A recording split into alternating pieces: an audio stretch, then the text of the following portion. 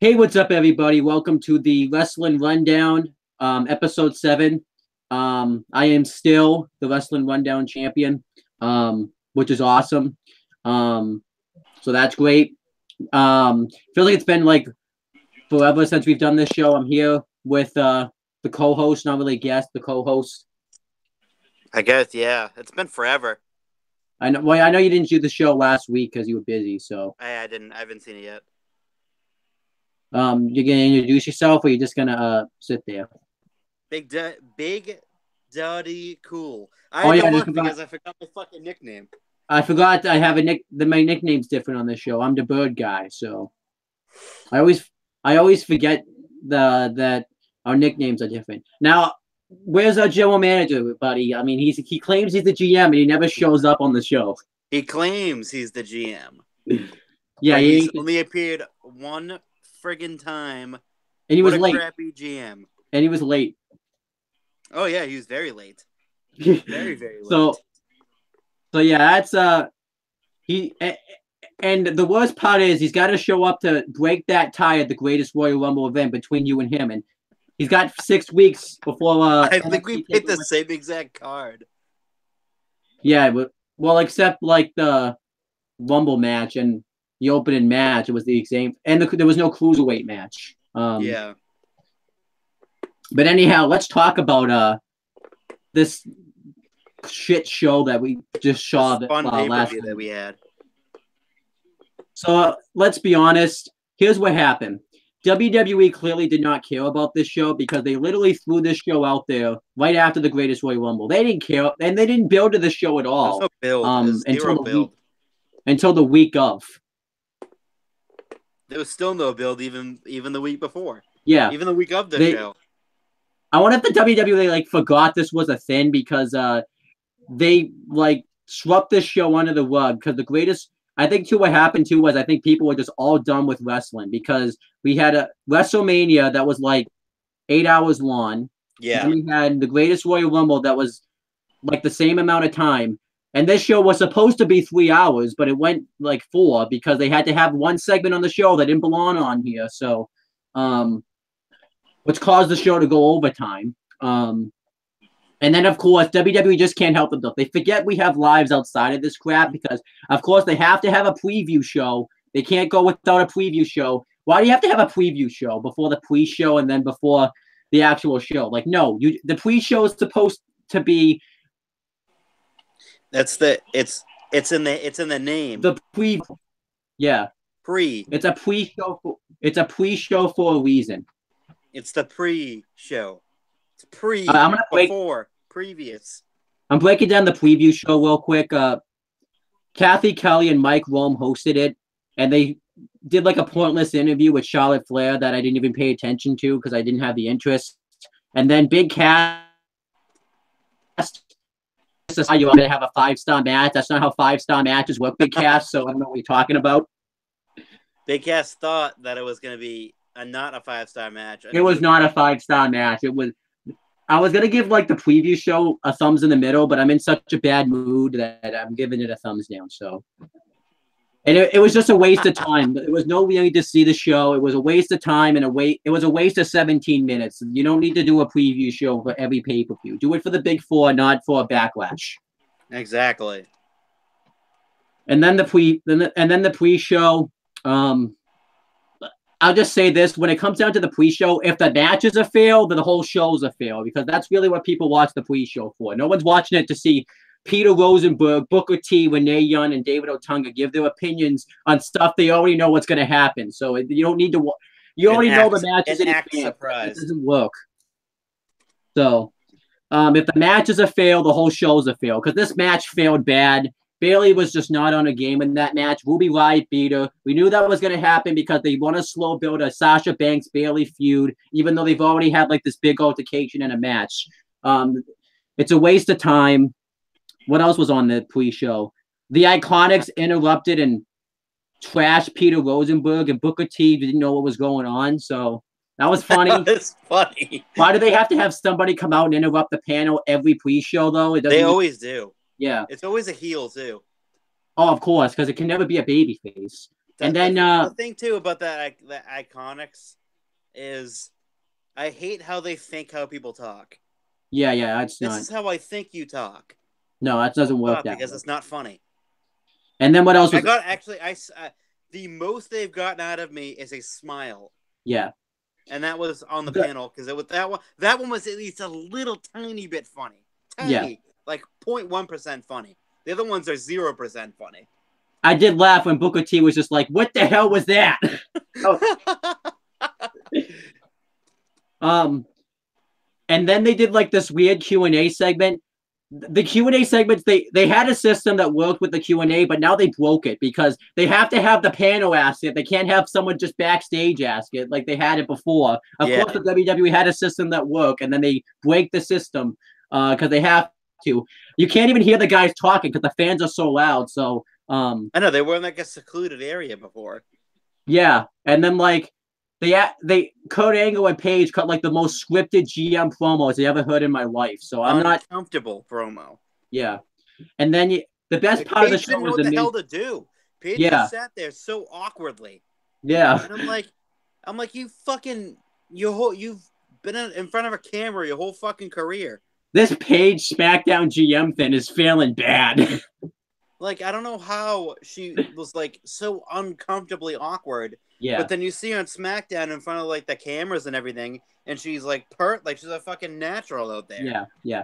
And then you had the best part of the kickoff was the Miz Taraj reunion. That was awesome. That was the best part of the whole thing. But like I said, on the kickoff shows, if the match fails, the whole show fails because really that's what people watch the kickoff for. And the match failed, so the kickoff failed. Especially the point near the end of the match when Bayley just spun in a circle stupidly. I was like, what the fuck is going on? She spun in a circle and then hit Sarah Logan. Why do we have to wait so long? What is she doing? Like, literally, they have an hour kickoff show, and we have to wait, like, the match is, like, 7 minutes of the show? Like, I just feel like it's like the last, like, it's like 6-7 minutes. Because then they have another 3 or 4 minutes to, like, break down the show real quick. Yeah. And then, like, discuss the match. And then the heel interrupts. They didn't even, like, they really didn't discuss the WWE title match, which was, like, the main match of this show. Yeah. And they, like, forgot to talk about it because they ran. You know what? This kickoff failed. Like I said, when the match failed, that's what's going to happen every one of these shows. When the match fails, the whole kickoff fails because that's really what people watch the kickoff for. So. Oh yeah. Because what I got people just going to sit there and watch like David Otunga talk about his shoes on the kickoff? Like no one's watching the kickoff for Peter Rosenberg for your fucking shoes. Yeah, nobody's watching the kickoff show for Renee Young, Booker T. Just get rid of the kickoff panel show. It's failed for years and it doesn't work. I don't know. They spend too much time talking. Yeah. They have they have the pre-show. Yeah. And then they have the pre-show. If you're gonna and they have a match. Yeah. And then they go back to talking again and then they go to the show. If you're gonna have a preview show, a pre-show is even pointless to begin with. So this pre-show failed. There should be 2 matches on the pre-show. And this is how the pre-show should be. If you're gonna have a pre-show, all the first like 30 minutes is talk and the last 30 minutes is like a match because that's why it fails every year at WrestleMania. They break down the matches within the pre-show. That's why the first match at SummerSlam had nobody there. So. Oh yeah, because they didn't fucking open the doors in time. It's not that hard to do a pre-show. I could write this pre-show better than actually. If I'm gonna I wouldn't write this pre-show because if I have a preview show, I would think, well, we don't really need a pre-show. So exactly, you don't need a double pre-show. Yeah. So really, Renee Young, Booker T, and Peter Rosenberg and David Otunga got unearned money. I mean, they didn't deserve the money they got. They should give it back. All right, then we had like the actual show itself. Since I'm in such a bad mood, I'm not going to go over the commentary team. It's the same team on Raw and SmackDown every week. I don't really think there was any point of having both commentary teams be there. They should have just had one big one. Like a guy from Raw, then obviously Corey Graves since he does both shows, and then one of the SmackDown guys like Byron Saxton. They didn't need to have Tom Phillips or Jonathan Coachman there. It's not like they were bringing anything to the table anyway. So I know, yeah.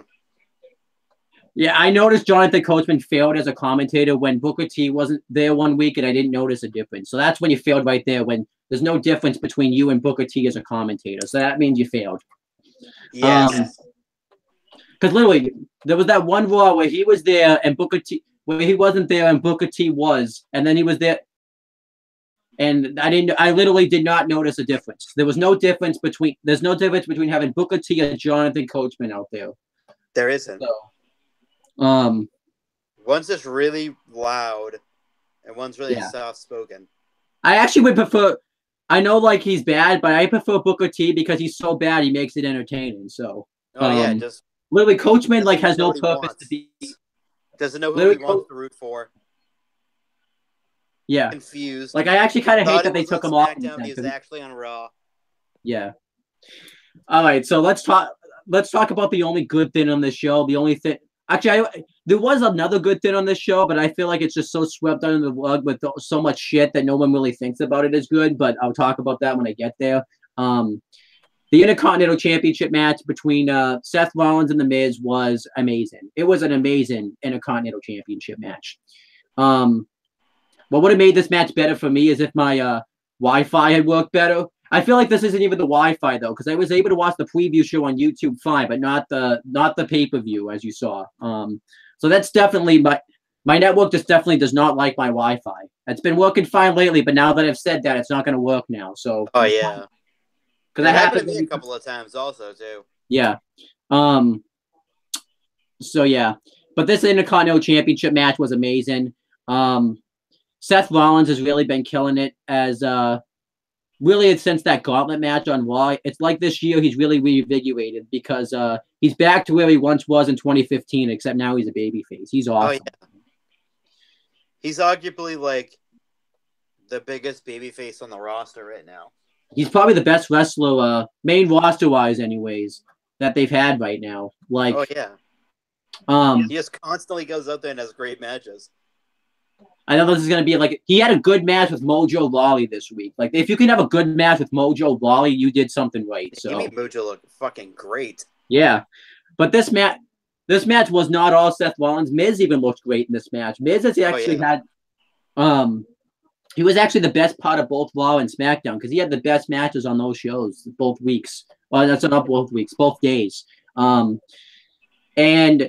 even though you knew Seth Rollins was retaining, there was even points where I thought Miz was going to win the match. There was a couple of points. Yeah. Like when he worked over the leg of Seth Rollins and put him in the figure four, and Rollins got to the ropes, and then he hit him with the skull crusher finale, and Rollins kicked out. I especially loved the spot where Rollins hit the Falcon Arrow, and then Miz turned it into not the Falcon Arrow, sorry, but the superplex off the top turnbuckle.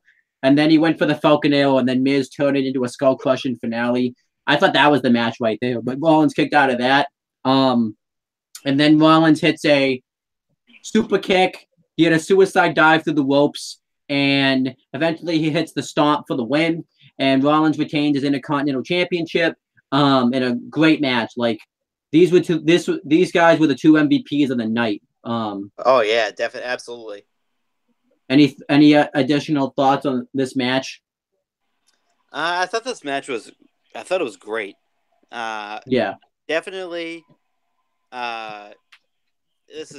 It was just fantastic. There's really no way to describe it, and I will say there's a trend. Tyson Kidd was in charge of that match.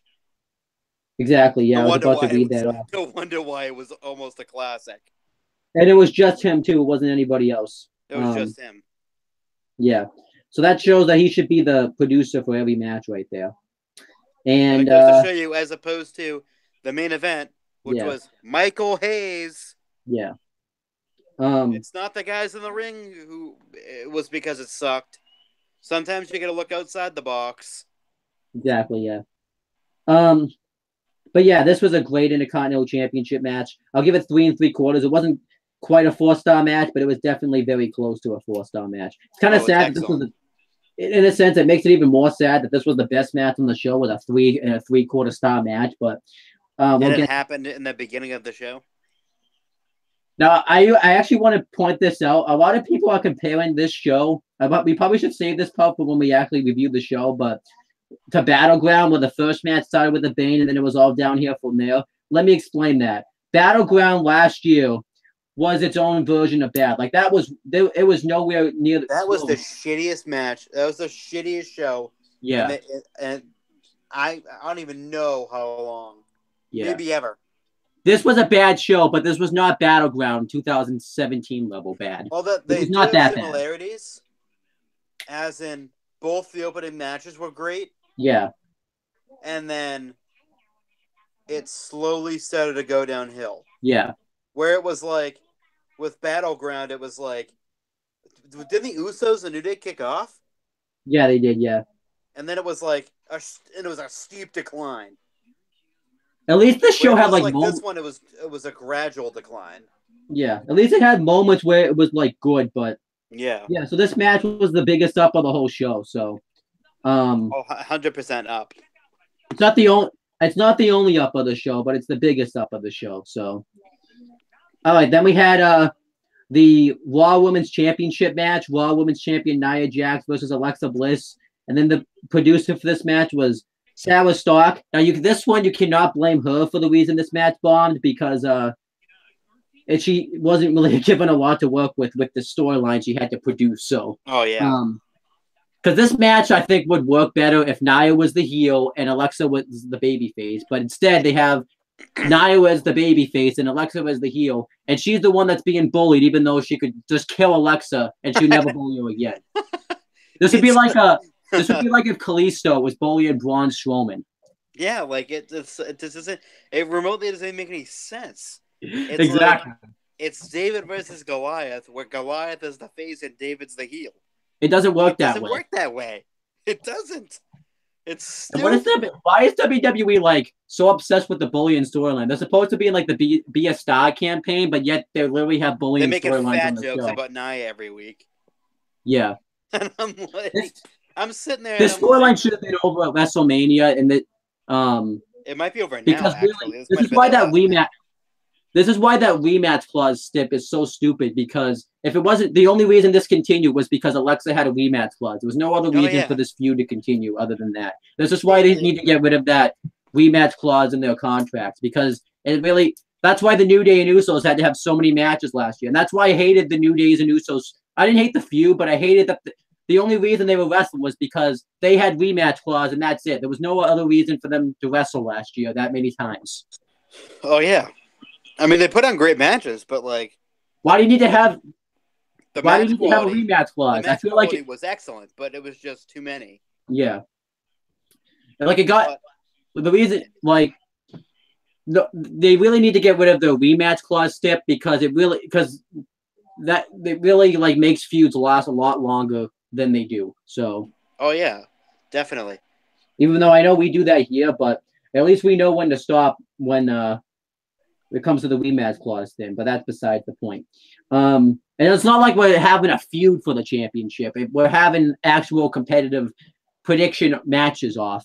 This is just like a feud that should have ended by Mania. No rematch clause, no nothing. It doesn't like make any sense either. Yeah. Because now apparently like there's no challengers for Nia. Luckily, the Money in the Bank pay-per-view is coming up, so that will kind of like give her a few weeks to not do nothing. So it's so just like she's got no challenge. Yeah, who does Nia Jax wrestle now on Raw? Because Mickie James isn't gonna work because she's destroyed her already. They blew through. See, it just doesn't work. It just doesn't work. Do you really think anyone's gonna take the Riot Squad as legitimate challenges to Nia Jax? That ain't gonna work. Yeah, the only one that would really work would be like Sasha Banks and Bayley if one of them turned heel, but I've seen enough of them wrestling. I don't want to see them wrestling. I want to see that ever again. Yeah. And then the only way it works is if Nia goes back heel and feuds with Ember Moon, because I wouldn't mind seeing that match. Yeah. But then again, I don't want to see any. I'm going to be honest, I don't want to see any Nia Jax match. No one craps on it because of the way she looks. They crap on it because she sucks. Yeah. She's still So, very, very, yeah. very green. Man, it's not her fault she's green. She was called up way too soon than she should have been. Yeah, because she's just dominant, apparently. The You can best lose spot, 20 matches, but you're dominant. yeah. The best spot of this match was when Alexa hit the DDT on the steps and she couldn't get it into the win, which because Nia Jax was so big, that actually made sense.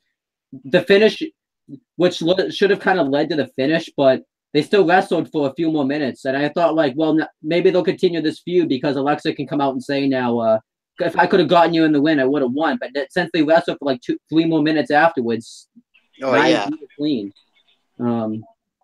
it's just this whole feud's stupid. Yeah, like if they go back at it again, like later on, and it's like the roles are reversed, I'll give it a second chance. And like I said, technically Nia Jax turned on, like I've mentioned before. Oh, John's coming. Yeah, we get to see he's gonna rant on this show even more than we are, which is yeah, we didn't even get that far. So the second, I think because we spend too much. We spend time talking about a pre-show. I know it was a waste of time, but I was just in a bad mood. So, all right, let me just. I love when you're in a bad mood. Stay in the bad mood. You just get so angry and just shit all over it. It makes it way better. I'm not. I feel like I'm acting like a certain someone else we don't talk about on this show, though. But whatever. Except we know how to control your emotions, though. Exactly. Like we all get mad, but we know how to control it. And like I mean, how often do I even really rant on these shows? I know it may seem like it happens, but I mean, it's very rare. So these are rare. This is a rare. I think too because I've been the entire show. Here's why I'm also like putting all that because I wanted people to watch this show. I was giving people a hook to want to watch the show to really bury it, so I had to wait like a whole week to really bury the show. Oh yeah. Oh my gosh! But now the thing's not All right, so hold on, because like I'm trying to copy it off Facebook, and you know how Facebook like does that. All right, so I just gotta remember to put in J in front of whatever. Let me just invite John and then. Yay.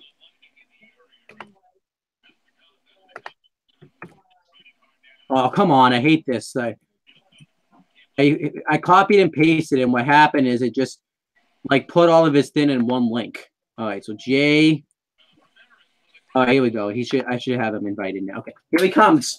All right, but anyhow, let's continue with this review. We're just talking about the.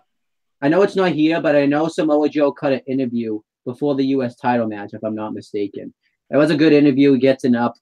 He really was given crap to work with, but he made the crap work. So, and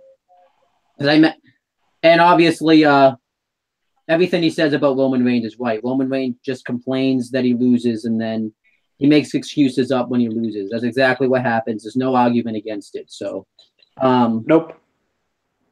Oh, John, you came in at a great time, actually. Perfect. All right, so you can break down the show real quick. You're not going to break off the preview show and the kickoff because I know you didn't see those, and quite frankly, those aren't really worth talking about. So we spent enough time talking about them. What do you think? Let's be honest. We just talked about the two opening matches. You really don't need to say a whole lot with them. So go ahead. Well, the open was the best. It was the best match on the show. It was a really good match. Let me put it up. It was a really nice, good match. And Seth Rollins, I think, now is fully healthy. And now Beach's Pizzle is probably the second best wrestler in the company. Yeah, I just said the same thing. Yeah. He might be the best right now. Maybe even the third, honestly. It's a toss-up between him, AJ, and Brian. Yeah. And boy, did the rest of the show kill this crowd dead. Yeah, exactly. Now, I want to ask you a question, John, because I just brought this up. I think this show was bad, but it was nowhere near the level of Battleground last year. That was much worse. No, I thought Battleground was worse, but this was shit for a whole different reason. Yeah. Like Battleground was like oh no, it was the abyss. It was the absolute pits. It sucked from top to bottom. And except for the opener, ironically enough, and the opener was the only good match of both shows, and namely with the Punjabi prison. Most of these matches, I think the Punjabi prison makes that show work. It's like this pay-per-view, like it sucked, and it really did blow. It was mainly boring. It was long. It was tedious, and the worst part, nothing was accomplished. No, it wasn't. Yeah, nothing was accomplished. No title changes. Nothing. No. Yeah, there's no title changes on both shows, on both Greatest Royal Rumble and this show. No title changes. No. And like Seth Rollins was Miz, they had the best match in the show. That feud's not continuing here. Exactly. It was just a match. Main event.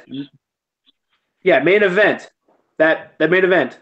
It sucked. We'll get to it eventually. That feud cannot continue anymore because Joe's on SmackDown and Roman's on Raw. Yeah. Yep. I mean, it's just it's so weird. Like that Joe moving to SmackDown was like the worst thing that happened.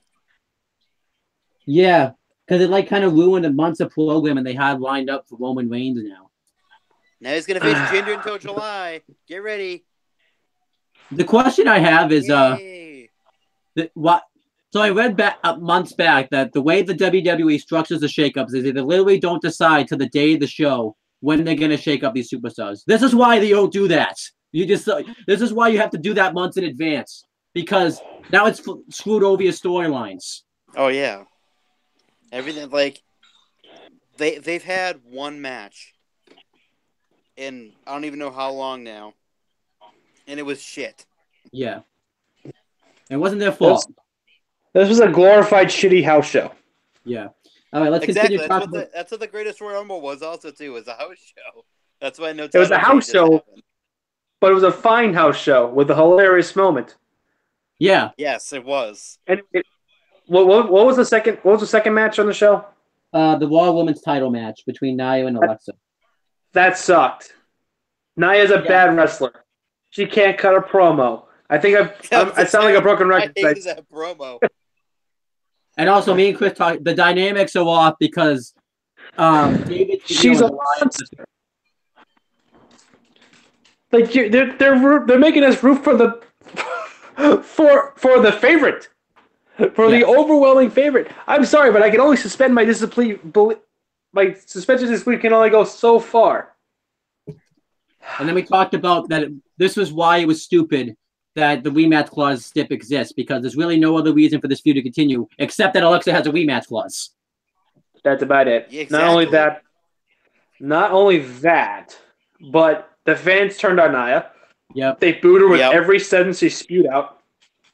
Because it's a be a star thing. Like, no one wants to hear that. Everyone knows that's just like there's a wall there. Plus, Nia has no one to wrestle now. Literally, there's no other credible challengers on Raw for her to wrestle.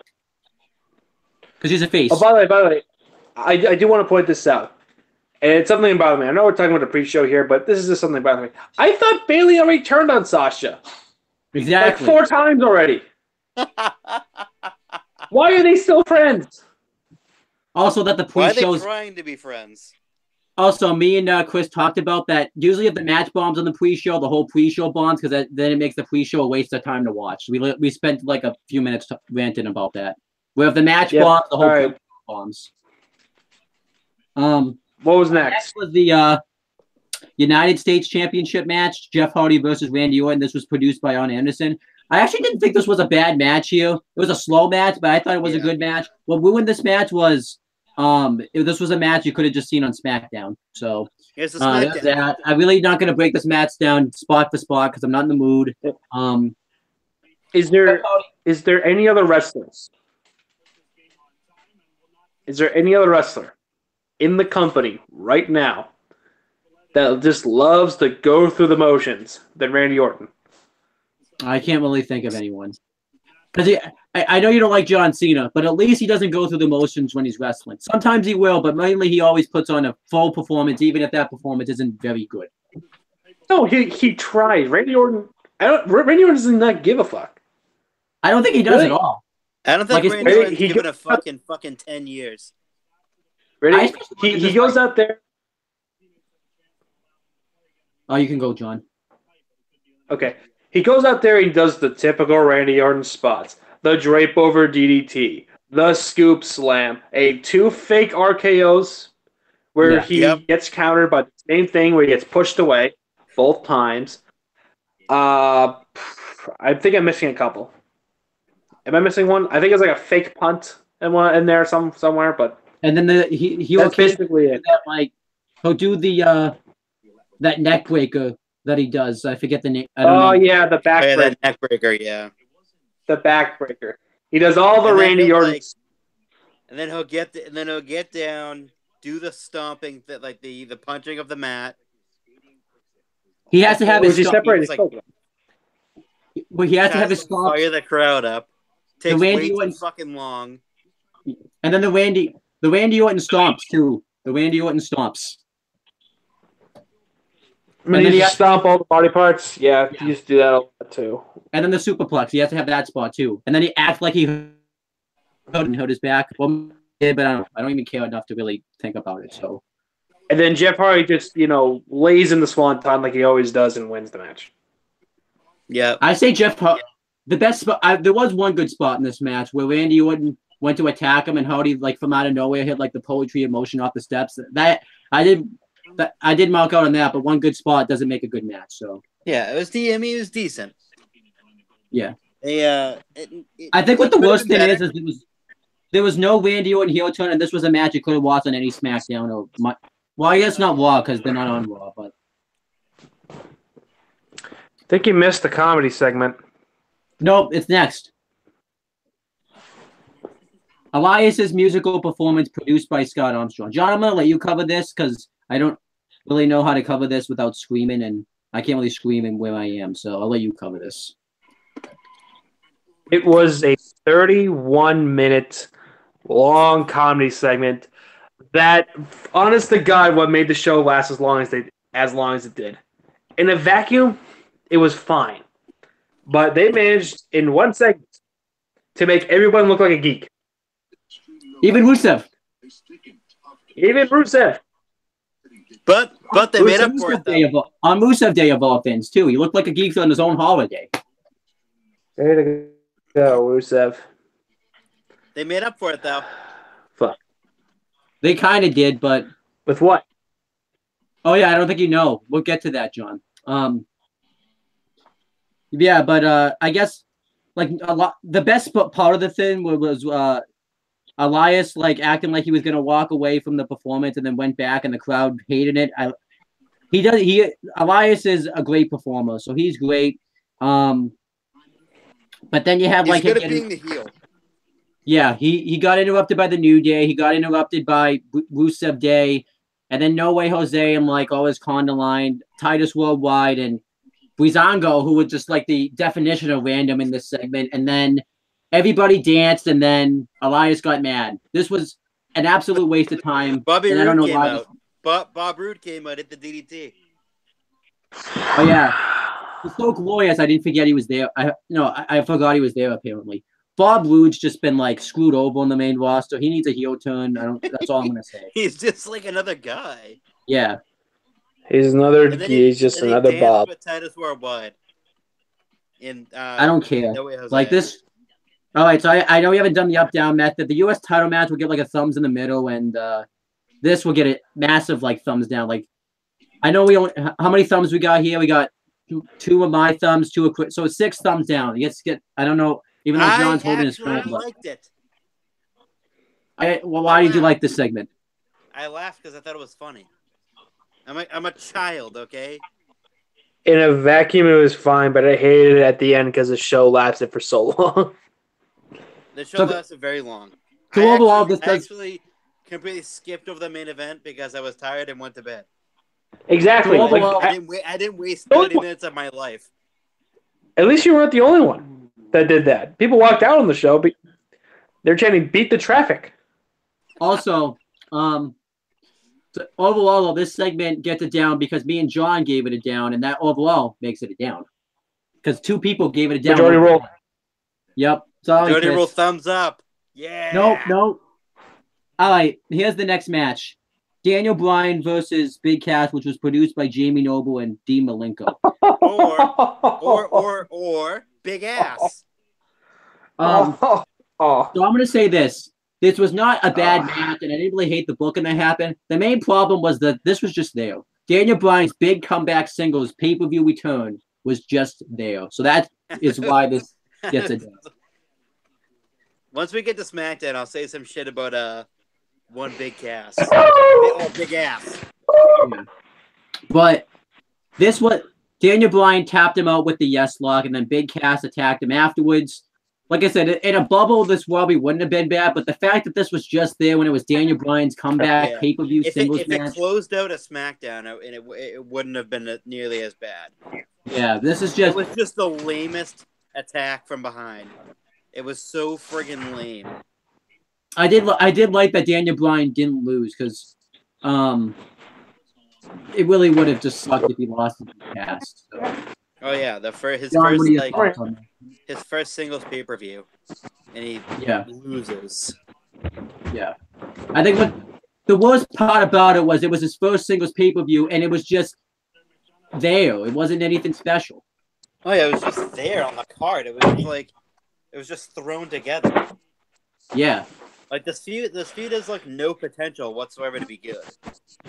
The potential was what? No, because you have Big Cass. The potential. This feud could have worked had he just. All they had to come out and say was, "I attacked him because Miz paid me to attack him." That's all they had to do, and they overcomplicated it, like WWE always does. WWE's great at doing that. John, what are your thoughts on this? I know we kind of had to move around a lot doing that, so. I thought the match was mundane and okay, and that means Big Cass is screwed. Exactly. Because if he's having a mundane match with the best wrestler, one of the best wrestlers in the company. Yeah. And do you also agree that it sucked that Daniel Bryan's big comeback singles pay-per-view match was just there? Yep. All right, let's get to this next. The next match was This was produced by John Laurinaitis, which doesn't surprise me with how the match turned out. It was a SmackDown Women's title match. SmackDown Women's Champion Carmella versus Charlotte Flair. This was the worst match on the show, and it just sucked. Charlotte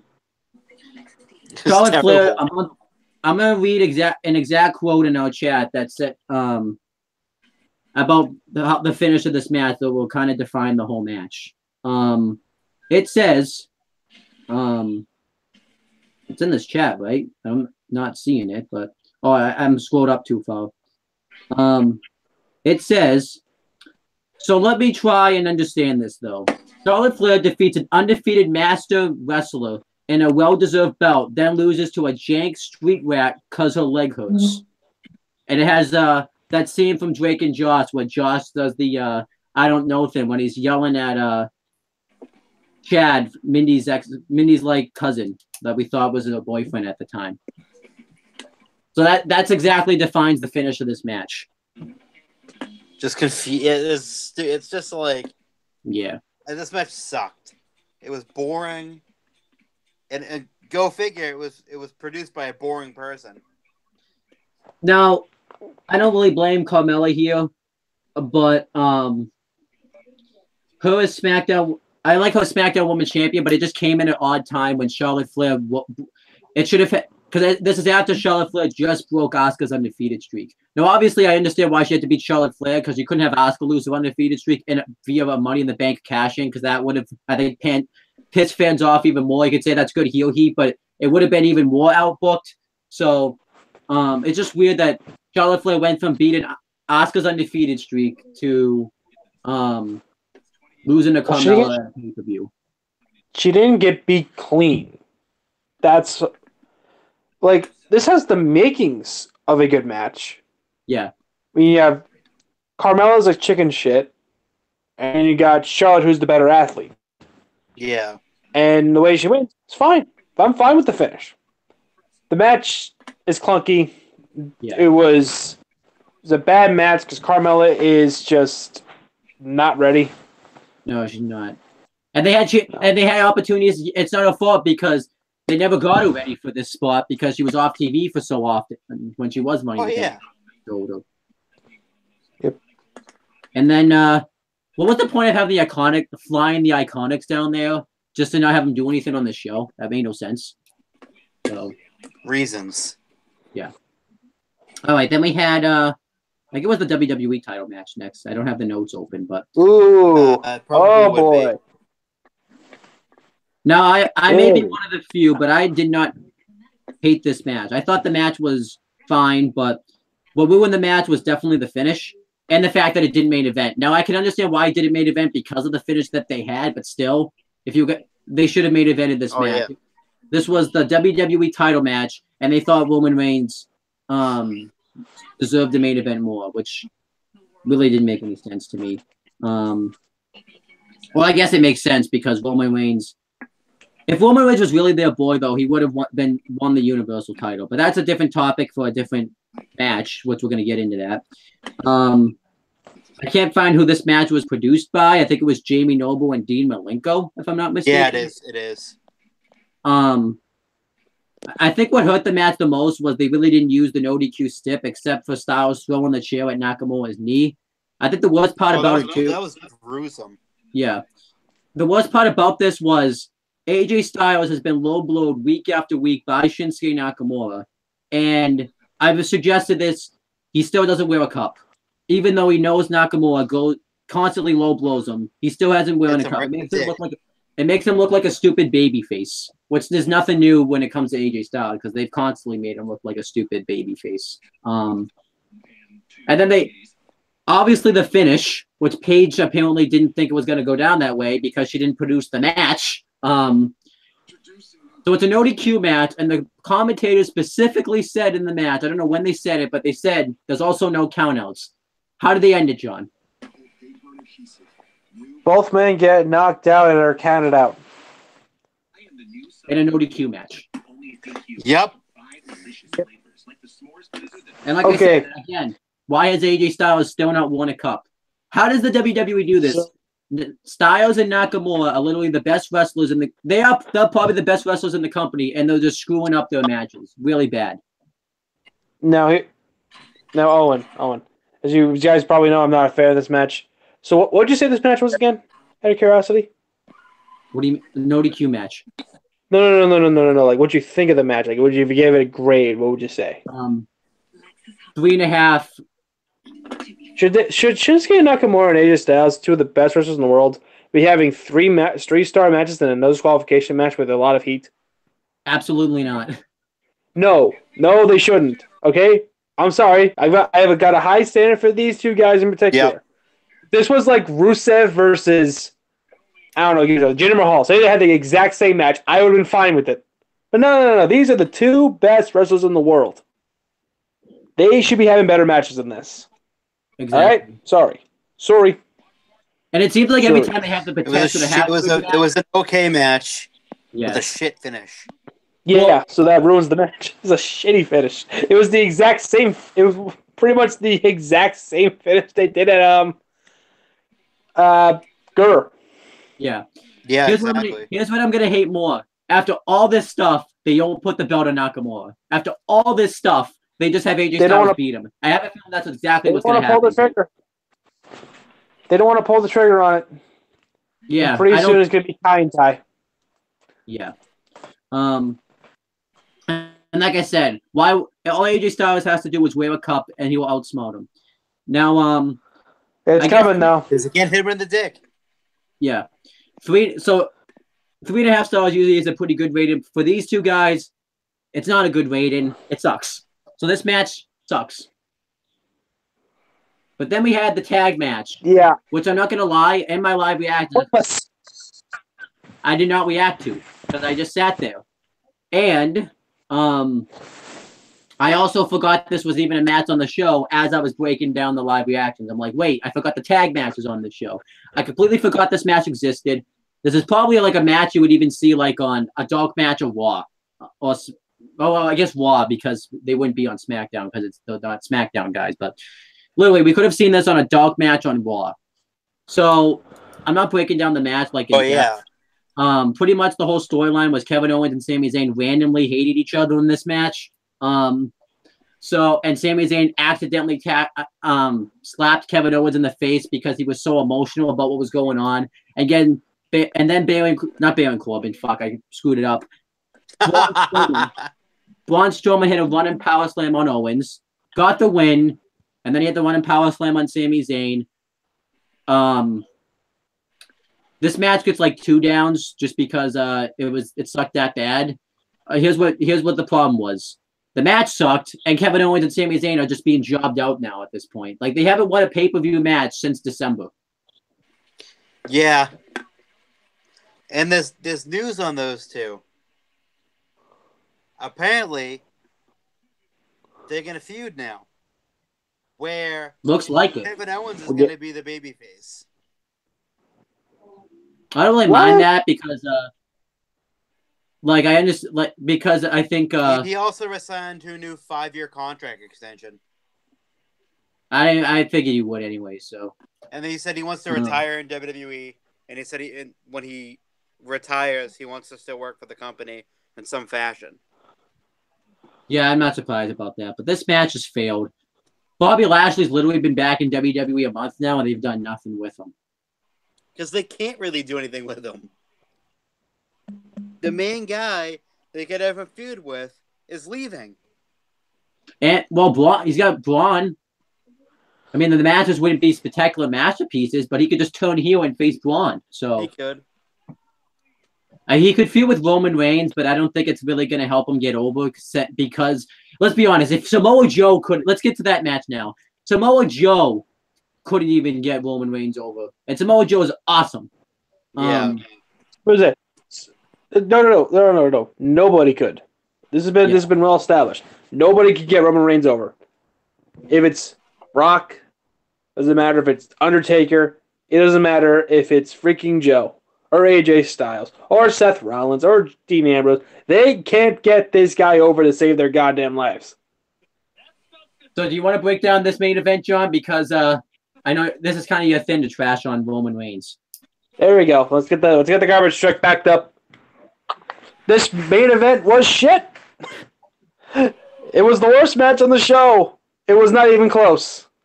It was slowly building to the whole thing. As soon as Roman got attacked, I'm like, all right, well, I know the finish of this match now.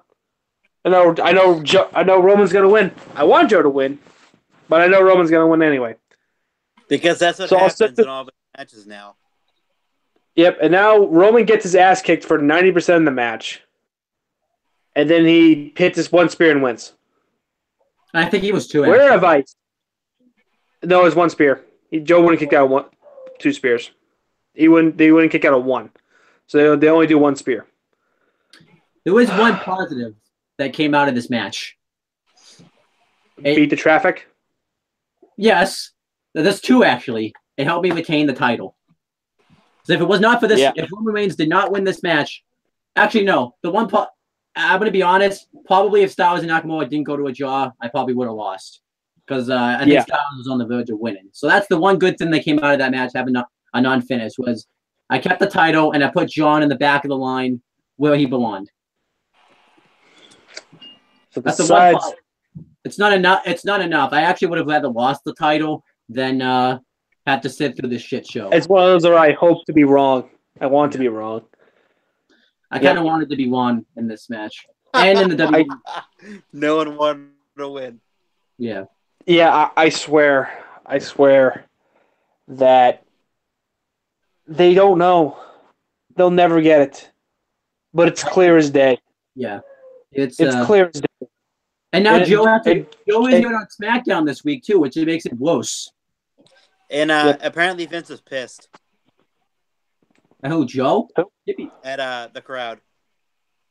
Why would he be pissed at the crowd? He pushed Michael P.S. Not pissed like at the crowd, but like he was mad about them leaving, obviously. So he's pissed at the crowd. He's starting to see. Well, it's 11:30 on Sunday night in New Jersey, right over the bridge. You have to go right over the bridge back home. Some of those people probably came over the bridge to go see the show. And, people can complain about the crowds. I think you know who I'm talking about, saying that these crowds suck and they don't understand what's going on. No, how about this? How about not have a show run too long and push the guy that they want? Yeah. And then, guess what? The crowds will respond the way they will. Yeah. The way you want them to. If you do the right things, they will cheer. NXT is the biggest example right now with Tommaso Ciampa. He's getting the exact reactions that he should be getting. And Tommaso Ciampa is a great wrestler. He's a great wrestler. Exactly. Like, it's not working.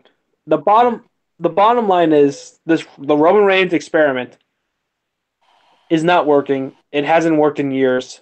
They need to try something new, and they won't. They won't because they have no one to push them. Mm-hmm. So this show failed. I'm giving it like a 3 out of 10. It's probably too harsh, maybe too generous, but it is a 3 out of 10. Generous. If it was not for the opening match on the show, this would have been like a dud. I'm not. What? When we do our try them on later. Huh? Jesus. Hold on a second. Keep going, guys. Let me just finish with the grand of the show and I can get out of here. Yeah, so if it was not for the opening match, the show would have been a dud. So what do you want to grade this show? The show would have been completely terrible. Okay. I thought even with the opening. What do you want? I'll give it a 2 because, they tried. I would say Seth tried. And Miz, you gotta give Miz some credit. He tried too. Yeah, no. I give those two guys credit. Miz can be carried. He can be carried. That's the conclusion. He's not completely terrible. He can be carried. Yeah. Other than that, the show is garbage. It's trash. Trash. I wouldn't be surprised if we vote this show as the worst professional wrestling show of the year. If there's gonna be one worse, God help us. Oh my gosh. Well, we could have Battleground in 2017 all over again. So don't say anything yet, John. God, hope not. It's a bad show, everybody. Bad show. What do you rate the show? 2. I already said. No, Chris. 3. So what is that overall rating, John? I give it a 3. Chris give it 2. So it's here. So that would be 3, 3, and 2. So that would be an 8 out of a possible 30. So that's an F. Good. Yeah. All right, John, you want to plug your stuff and then you can leave because me and Chris are gonna stay and talk about Raw, SmackDown, and NXT. All right, well, be subscribed to the soon coming Bleacher Creature podcast. That's coming out soon. At some point. I was supposed to be doing it this week, but due to circumstances, I won't be able to. Yeah. What exactly is that show going to entail?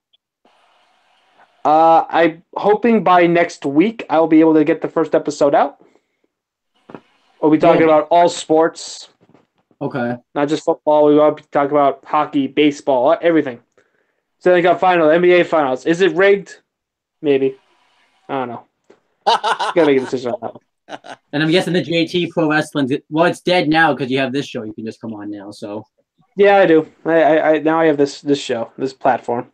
So there was one positive for the Aftershock corner being kicked off, is now you can come on and be with us. So.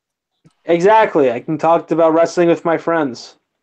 Versus just doing it by yourself, which is boring. Yeah, talking to a phone. All right, John. Yeah. Me and Chris are going to continue the show. You can just leave when you choose to leave. Okay, I'm out. See ya. All right, let's talk about Raw, Chris, which was better than Money in the Bank. Not Money in the Bank. Not Battleground. Backlash. You're already thrown off. It's like I'm trying to forget this show because Monday Night Raw was better than Backlash, but it really was like slightly better than Backlash.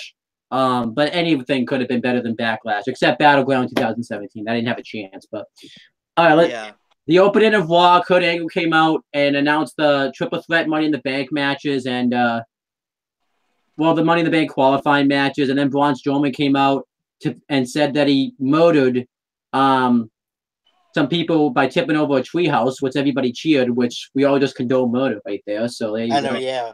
And then he wanted a spot. Killed innocent people. Yeah, and somehow he wasn't arrested too. I kind of find that hard to believe because I saw his recent Instagram post of what he used to look like when he was a kid, and there's no way he was tipping anybody over in a treehouse. So, anyhow, that's besides the point. Yeah, maybe. Kevin Owens, and Braun Strowman wanted a spot in the Money in the Bank match, and then Kevin Owens came out, and since he feels like him and Sami Zayn really won that tag match, since Kevin Owens wasn't the legal guy when he was pinned, which actually made sense. He wanted a spot in the Money in the Bank match, so Kurt Angle's like, okay, you can face Braun Strowman in a match right now for it, which Kevin Owens wasn't happy about, which I don't think anybody would blame Kevin Owens. And I wouldn't be happy with that either. Had a good match. Braun Strowman won, which I think everybody could have seen coming. And yeah, the opening segment was a thumbs in the middle because it was just kind of there, but the match between Braun Strowman and Kevin Owens wasn't up. And then we had the surprisingly good. Yeah, I love the shoulder tackles that Braun Strowman does to Kevin Owens. I did like on this show how they made like going up is how they made the Money in the Bank like important by having various guys come out and say they wanted to be in the match. So I did like that aspect of it. Well, we'll get some downs. Will be like some of the promos I thought they cut wasn't very good. Like Bailey's promo was just very standard babyface Bailey promo. I like Breezango's promo. I thought that was funny. Where they kind of like took a jab at Vince talking about how they can't call it a briefcase. I thought that was funny. And then Goldust was backstage. He wants to be in Money in the Bank. And then Jinder Mahal comes up and he wants to be in Money in the Bank, but Kurt Angle doesn't want to give him a match since he hasn't been on the best win-loss record lately. To which I say, then why did you give Kevin Owens a match? His win-loss record ain't the best either. So I think Jinder Mahal has won more matches, actually, if you think about it, than Kevin Owens has in these past few months. So I'm just saying Jinder Mahal has more of a reason to have a Money in the Bank match storyline-wise than Kevin Owens did. But that's beside the point. You can't think too logical when it comes to wrestling, Chris. You got to not think logically, or else you're just going to be tearing your hair out. So. Oh, yeah. Well, in your case, just tearing your head off, but whatever. All right, then we have so Kurt Angle said he made a match between him and Chad Gable, which was a bad match. We'll get to that. Then we had a six-man tag team match that was a waste of my time, your time, and everybody else's time, except the commentators because they get money out of commentating the match. It was Baron Corbin and the Revival, who got jobber entrances. They didn't even get an entrance. Versus Titus O'Neil, Apollo Crews, which they forgot that they dropped his name because the school shootings went away. No Way Jose. And No Way Jose's been up in the main roster a month and he's already being jobbed out. That just tells you everything you need to know right there. So Chris had to leave. I don't know why, but yeah, I'm gonna continue talking here. Oh, he left. I don't know what happened. I guess I'm gonna carry the show myself, but that's okay.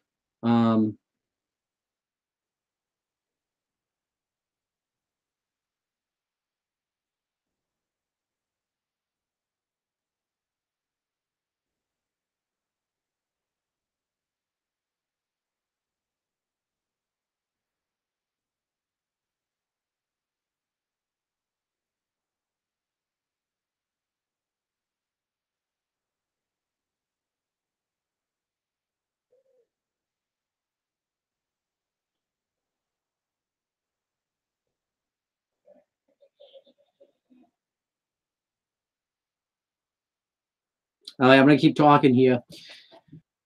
He could come on and give his thoughts about certain things. I'm trying to remember what the next segment. I think it was the promo segment with Elias. No, that wasn't the next segment. Oh, it was the women's triple threat Money in the Bank match. I'm gonna see if I can just resend the link to Chris. I actually thought this was a good match. It just kind of felt like it was just kind of there and really served no purpose. And it just really was just there. The only thing I ever understand with these triple threat matches is Liv Morgan and Sarah Logan were sitting ringside the whole time, and they picked and choose when they wanted to interfere, even though it's an ODQ match, and they could just interfere the whole match since it's an ODQ. And then, yeah. The hell's going on? I can't resend the link. Okay, here it is.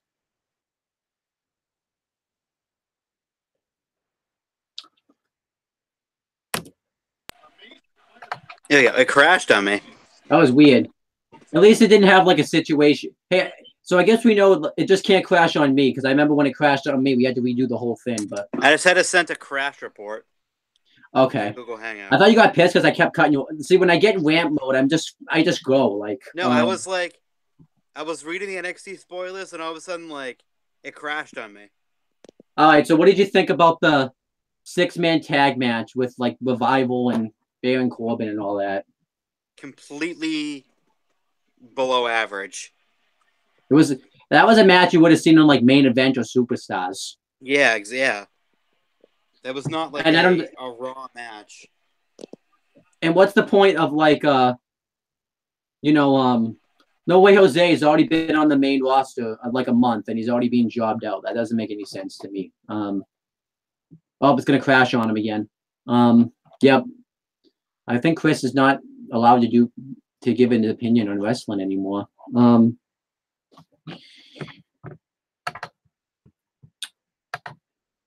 He can just try clicking the link again.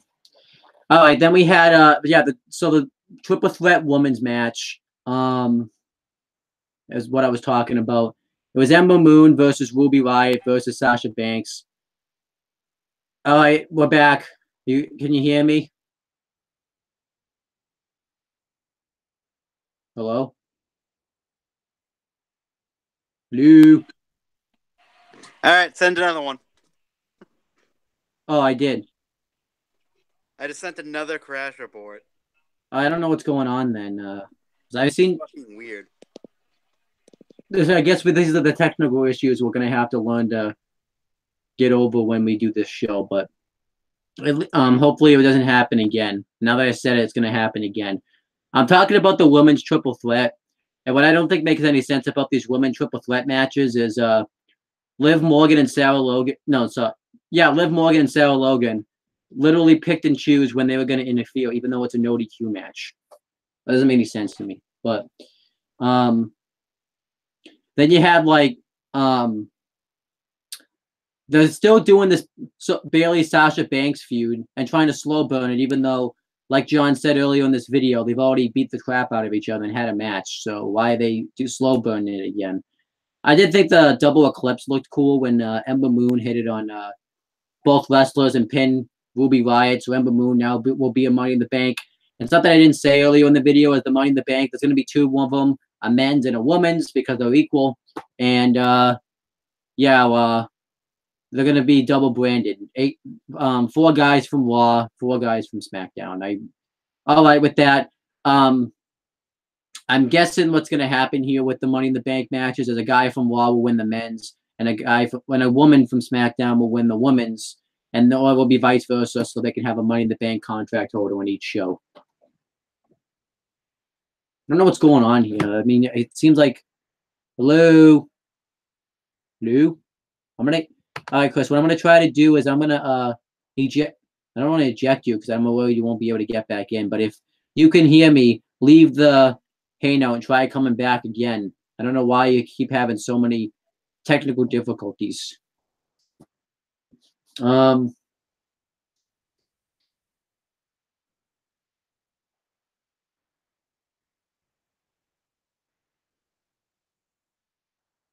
Why is it like crashing? I feel like it got messed up when John left.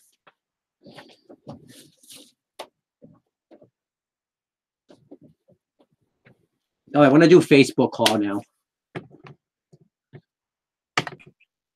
Hello? Hello?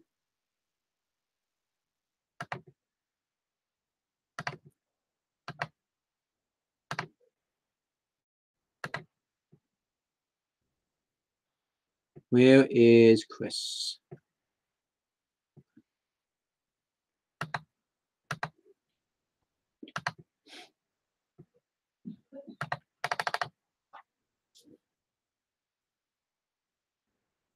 We're going to try Facebook call.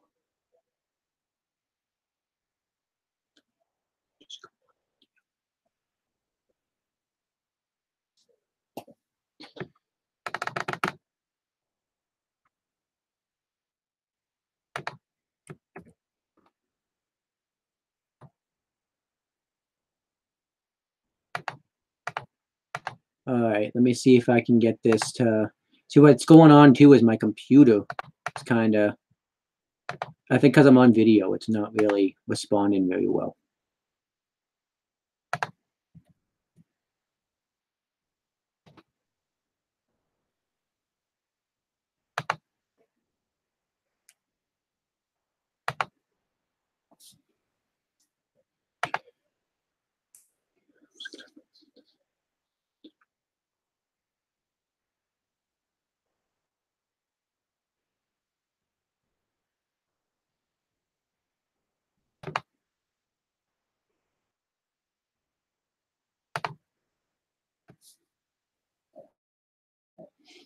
Let's hope this works.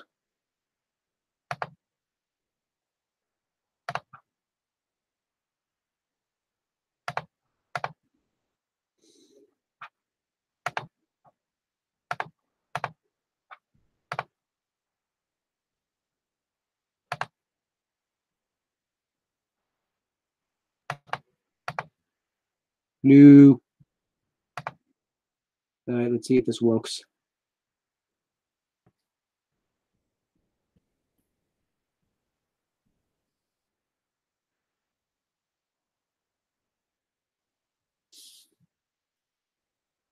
Didn't work. Not reachable, it says.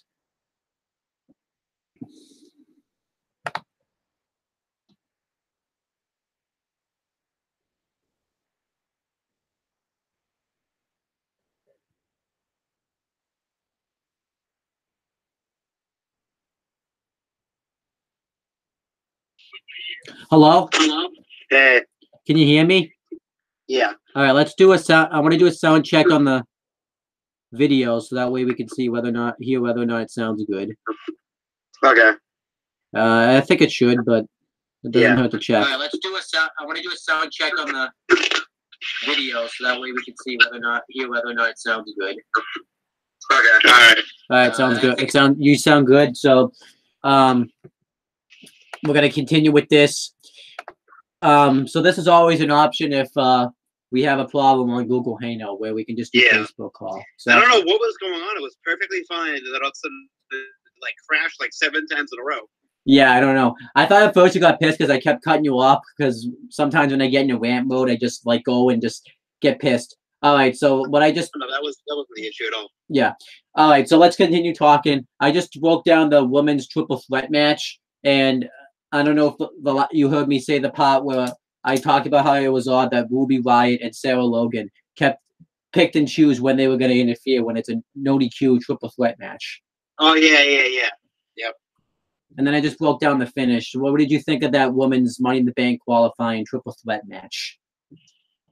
I thought it was okay. Yeah. I like the fact that Ember Moon won, though. Yeah, I kind of expected her to win because I knew Ruby Riott wasn't winning, and I knew she was going to be there just to eat the fall. But I expected Ember Moon to win because I figured they were going to do something where Bayley was going to cost Sasha Banks the match because they wanted to slow burn that storyline. So yeah. Also, another thing I talked about while you were gone is I didn't say earlier that the Money in the Bank matches are going to be double branded. So for both matches, like it's going to be 4 Raw Superstars / Women and 4 SmackDown Superstars / Women. Now on SmackDown, they explained this week that it seems like that if you win the match for your brand, you can only challenge your brand's title. I do think that's an odd finish. Well, not an odd finish. That's stupid. Yeah, but what I think is going to happen is a guy, if they are going to go by those rules, a person from Raw will win one of the matches, and then a person from SmackDown will win the other match. So that way each brand can look equally strong. And I think it doesn't really make any sense for one brand to have 2 Money in the Bank contract holders.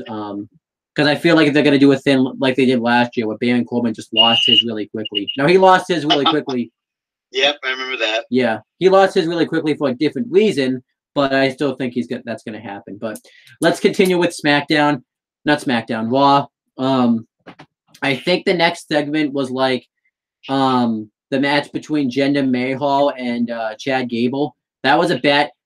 Only Jinder Mahal could have a bad match with Chad Gable. He's the only one that's possible. That's possible to do that. I don't really like. They need and he absolutely destroyed Chad Gable. No, I gave it a down, but because the match sucked anyways. It made sense for Mahal to win, considering what they had planned for him. What they did with him later on the night. If he had lost here, it would have really made no sense. Now, a segment I forgot was they did an interview earlier on the night with Roman Reigns, where he just said the same thing he says every week, where apparently he thinks the WWE machine's working against him, even though that's not true. Because if it was true, he would not have main evented over the WWE title match and won the previous night. So don't even try using that. And if it was true, he wouldn't have main evented like 5 WrestleManias in a row. So stop trying to tell it that the WWE machine's against you when we know that's not true. They are. They're against him. No, it's not true. They're against him. And then I think they did promos with Baron Corbin and the Ascension. Those were downs because they suck on the mic. So whatever. And then we had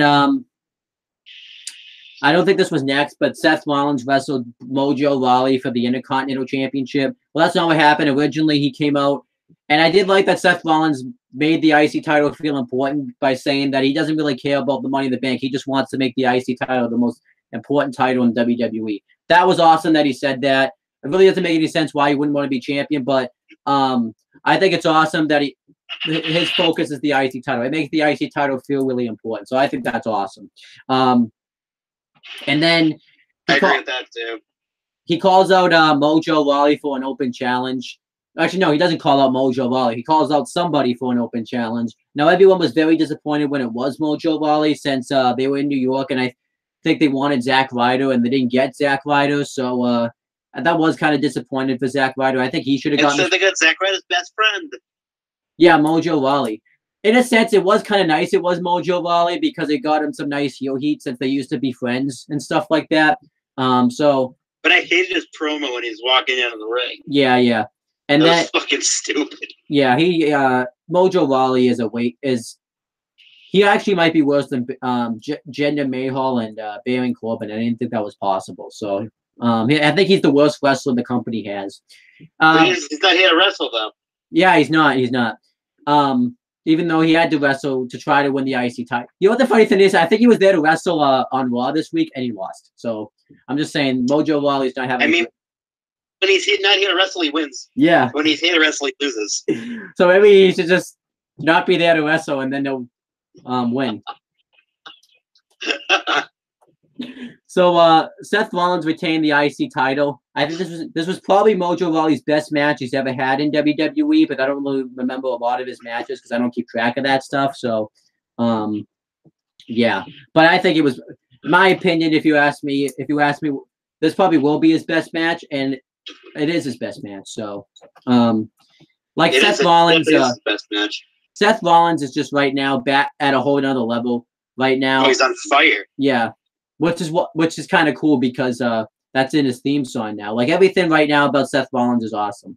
I would like to see if they don't go with the Roman Reigns thing, him be like a possible challenger for Brock Lesnar's Universal title because that would be awesome. Especially because they never really got to have like a real match since it was interrupted at Battleground in 2015, and he was like, I think the dynamics will work better since now Brock's the heel and Rollins will be the baby face. Even though like the dynamics still work, I just think they're gonna work better with the roles reversed. But roles reversed definitely. I think this is Seth's best run since his heel run. Yeah, definitely. For some odd reason, it's like I feel like that this babyface run like suits him better.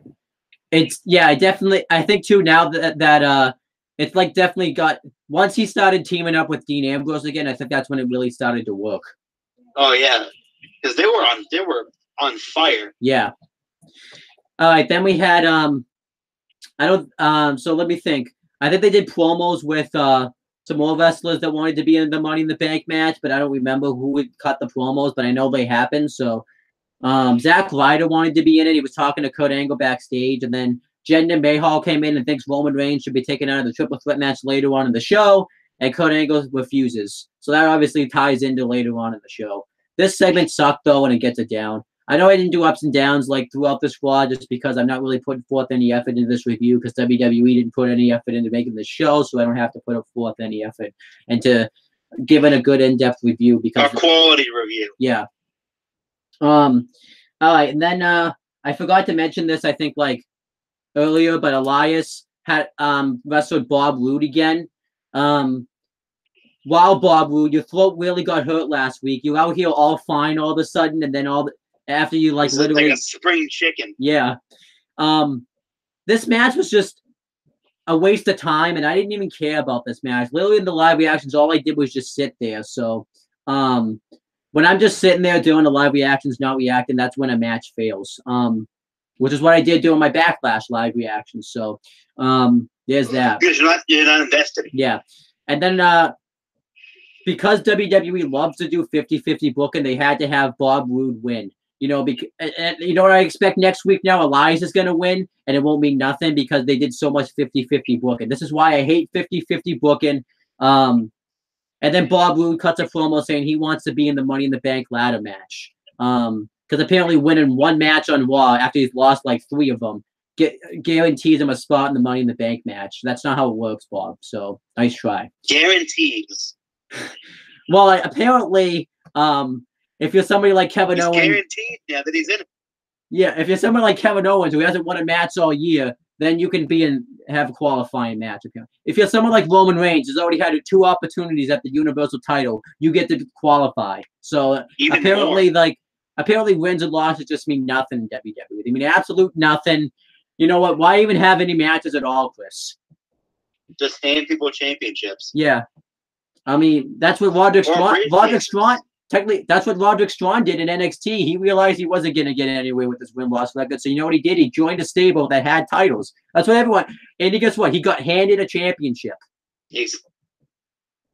He technically did. Yeah. But at least. Same thing with Carmella. She didn't win that match. No, she cashed it. She didn't win her Money in the Bank briefcase. That's handed to her by James Owens. No, not the second time, Chris. You forget that she's had 2 Money in the Bank opportunities for it. So technically, so she technically won the match twice. Yeah, because they had to redo the match. They immediately forget the first time around, though. Yep. All right, now let's. She's already a 2-time Money in the Bank winner in less than a week. Yep. All right, and then we had I think it was the Deleter of Worlds versus Bo Dallas and Curtis Axel. I just love the Deleter of Worlds, so this we're getting up. I know it's biased, but they're just awesome as a team. I think they had to do. This also can play into something too. Yeah, and they actually did like a funny. They kind of did something because when Bray Wyatt, because this was like the first time since NXT where Bray Wyatt and Bo Dallas have squared off with each other, and Bray Wyatt didn't even want to fight Bo Dallas. He tagged out of the match when Bo Dallas was when they were about to start out. So I kind of hope it plays into something. But no, in the WWE, they'll completely forget about it next week, though. So, whatever. Exactly. They'll completely forget about it. It will be like it didn't happen. And so it could play into something, but most likely because it's WWE, it won't play into something. So I mean, but the way that Bray Wyatt tried to recruit both Dallas and Curtis Axel into the Deleter of Worlds, I could see that happening. I could, but I'm in a bad mood, so it's not gonna. So when I'm, I forgot this is cranky, Owen. Yeah. I did like the finisher. They have a new finisher now, which I think suits them a little bit better than the wheelbarrow twist of fate and that like Sister Abigail into the twist of fate. I missed it because I was looking down at my phone because I was texting something. So I believe it was a double Sister Abigail, if I'm not mistaken. Even though I missed it too. I didn't see what it was. No, I think I remember there was a match. I think it was the Elias match. I wanted to point this out. Where Jonathan Coachman, I think, legitimately got pissed at Michael Cole because he was about to say something. And then Michael Cole was trying to do his job and call a crossface. And Coachman got pissed at him. And said, I was trying to finish my thought and you cut me off. And then Michael Cole like, well, I'm trying to do my job and call a match here. Like, it was like a shoot. And then Coachman was like silent for like about 5 minutes. Like, I think he was legitimately pissed at Michael Cole. I kind of thought that was funny. I don't know if you noticed that. Or not. I didn't notice it. Yeah. That'd have been funny if he like mumbled under his breath. Yeah. So I definitely think there's I think like Graves and I don't know. It's probably nothing, but I definitely think there's some like legitimately heat going on with Michael Cole and Jonathan Coachman because it doesn't really seem like they're really liking each other on commentary. So, I don't think anybody really likes Coach either. Yeah.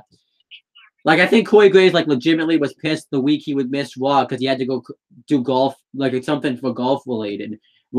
So I do think that's kind of funny. I know we already talked about this. I am kind of surprised they didn't do anything with Booker T and Corey Graves when they commentated their first show together, since they did like the legitimate shoot thing. But it's WWE, Chris. So why would I expect them to? So all right, then we had the main event. The main event was probably the biggest positive of the whole night. It was Roman Reigns, Prince Devitt, and Sami Zayn in a triple threat match. And I forgot to mention earlier in the night, Kevin Owens and Sami Zayn were backstage, and Sami Zayn wanted Kevin Owens to go out there and help him, and Kevin Owens then accepted. And then I think the WWE, now maybe this is going to play into something, but I just think what most likely happened is the WWE completely forgot this backstage segment happened, and they didn't have Kevin Owens go out there. That's what happened. They completely forgot about it. Oh yeah, because they didn't play up on it at all. Like if they don't have Sami Zayn get pissed at Kevin Owens next week for not going out there, then I think they completely forgot about this segment. Actually, I won't think it. I'll know they forgot about this segment, but that's besides the point. I don't even know why they keep jobbing out Kevin Owens and Sami Zayn, though. This just needs to stop now. And why are they going to break them up? I don't really want to see them wrestle. I like them as a team right now. Like, they haven't even been a team a year, and they're already going to break them up. That doesn't make any sense. But it's going to be...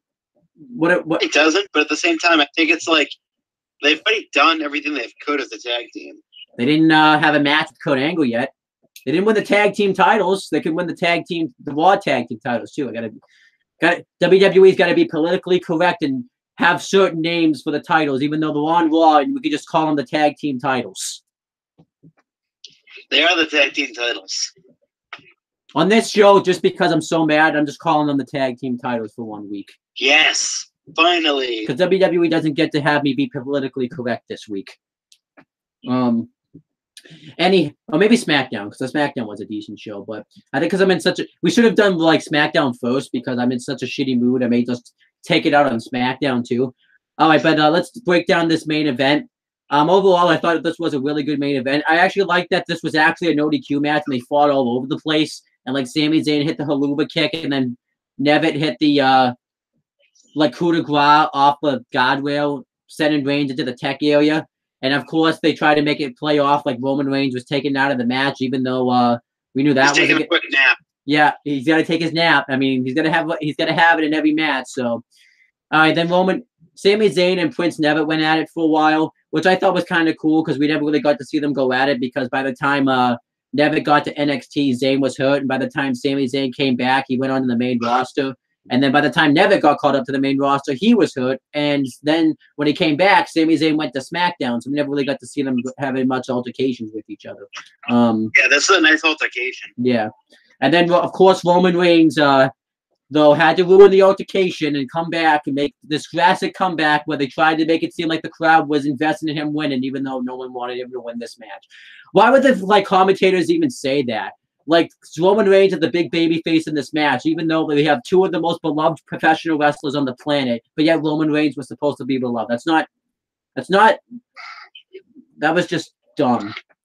And then, obviously, of course, as WWE thinks we're going to like Roman Reigns by putting him in a feud with Jinder Mahal, even though here's what's going to happen. When they have a match, it's going to get booed. No one's going to care about it. Either Jinder Mahal will get cheered, which isn't very likely, or we're going to have WrestleMania 34 all over again. Well, they'll both get booed out of the tournament. That's exactly what's going to happen.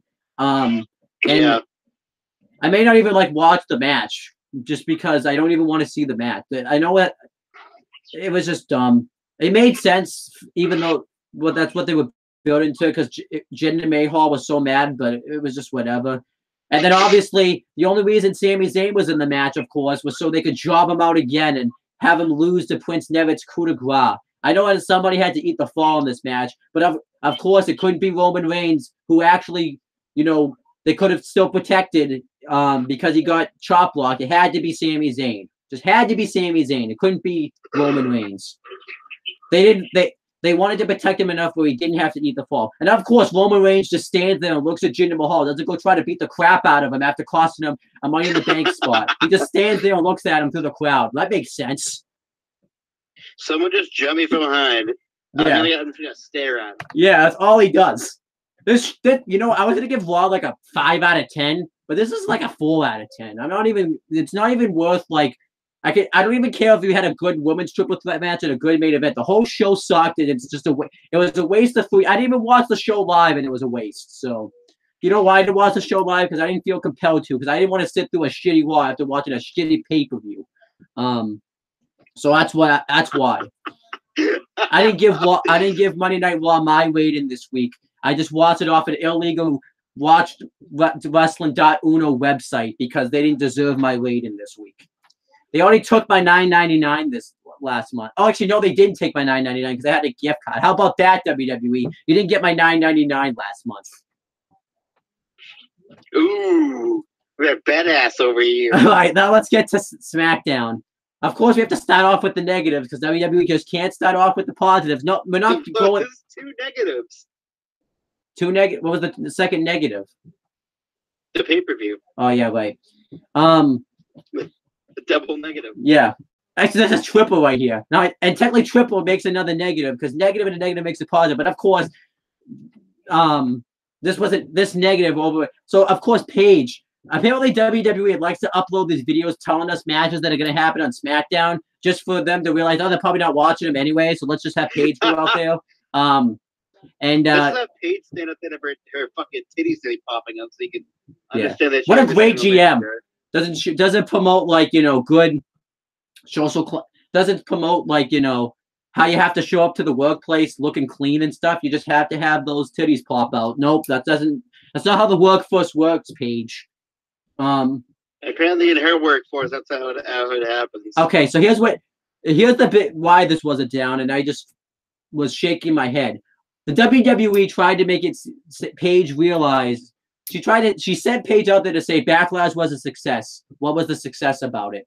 There was no success about Backlash whatsoever other than the opening match. So that was a lie. Yeah, and it was Raw. Yeah. SmackDown, and then of course they had Paige go out there too, and yeah, that WWE title match didn't go as I planned. Like, what was that? Like that made her look stupid by her saying that. Paige is didn't go as planned. Yeah, no shit. Yeah. Why would you make a no DQ match and not think, oh, wait a minute, there could be countouts in this match? Nope. No, obviously it's not her fault because she did. Stupid. Like, yeah, it should no DQ. There should be no countout. Yeah, it's not no that count in the ring or whatever. It's not that hard to book good. No 10 count period. Yeah, it's not that hard to book good wrestling in a no DQ match. But there's been other no DQ matches where there was no countouts. Why was there countouts in this match? It's stupid. And if there was countouts, why wasn't the referee counted every time they were outside the ring? I didn't see any counts going on. What are they to do? Like a last man standing match now? Money in the Bank? They can't do that because they already blew through that. Because that could be a draw too. Selective counting. Oh well, that referee was biased. That referee deserves to be fired for that. But he deserves to get kicked in the. He deserves to get hit in the dick. Not AJ. But of course, AJ's not smart enough to wear a cup. All the guy has to do is literally wear a cup, and then he should have won a cup at the Greatest Royal Rumble. They blew it after that. But then Paige talked about like how there was this segment was just a waste of time. Why would you send Paige out there just to waste everybody's time?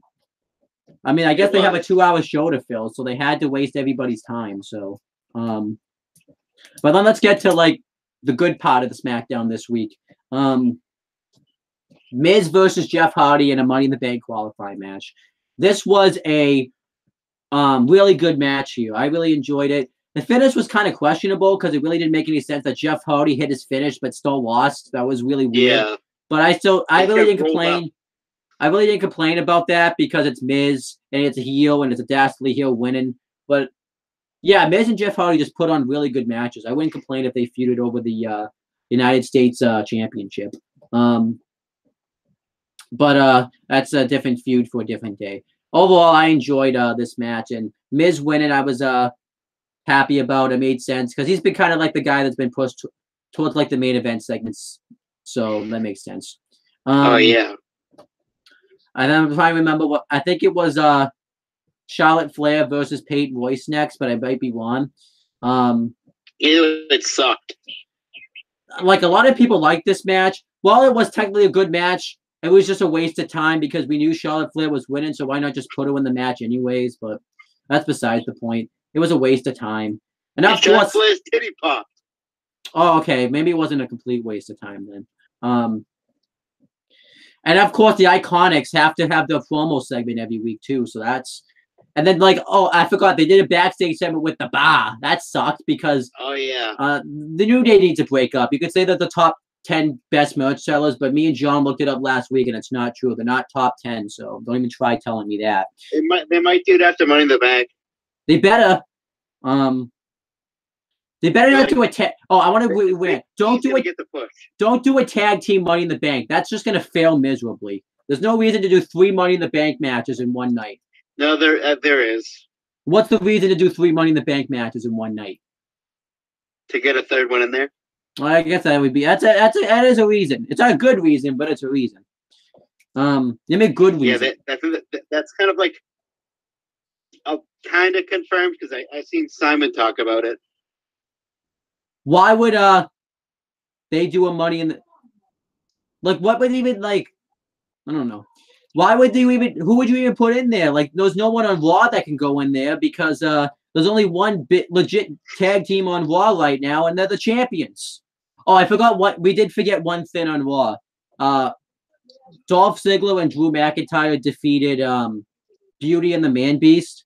It was kind of cool to see like Drew McIntyre and Heath Slater in there together. Yeah, I feel like the kind of I like the tag team and stuff, but. Why are they? I don't really get why they don't just put McIntyre to the main event because Raw's kind of lacking in baby faces in the main event, and they really fucking are. Yeah, and then you have like I think his Finn's going heel soon. Yeah, and I think McIntyre would be better in the main event, not in a tag team division. I really don't mind them in the tag team. It's gonna be temporary though.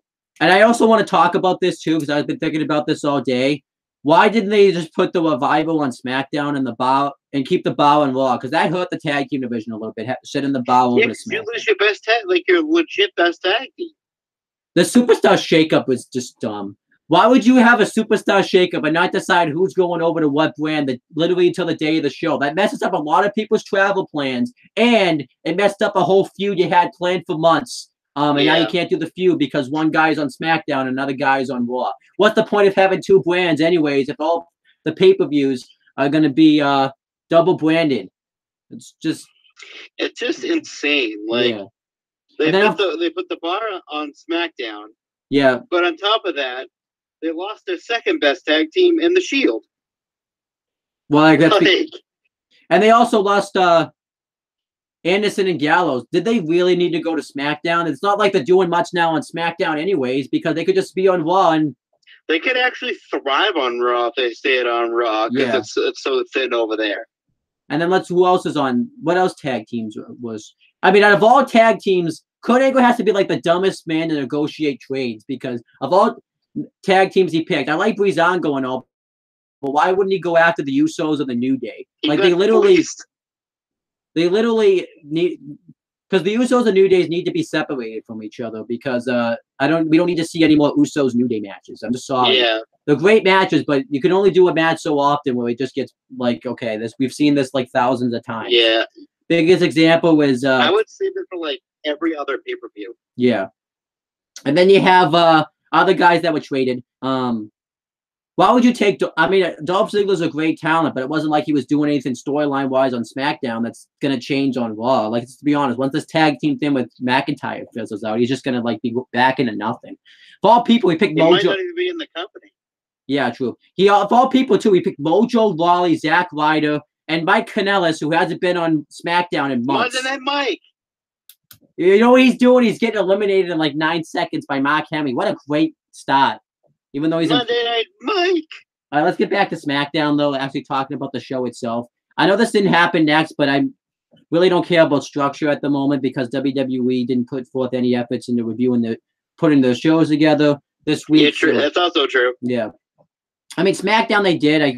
But like I said, I'm in a bad mood, so SmackDown's going to get I'm taking my anger out on SmackDown right now. So we had Cesaro versus Xavier Woods. Cesaro won with an uppercut. New Day just was annoying in this match, and there's more proof why they need to break up. The act's stale, and they're probably as stale as those pancakes that they have out there. So that's how. I would love some stale pancakes. Yeah, and of course, what makes it worse is they're having breakfast for dinner, which is the worst concept in history. That's just weird. So, and of course, Sheamus, a former world champions, now having pancakes in his bag. What a great, and Cesaro, like this feud's a waste of time, and this match was a waste of time.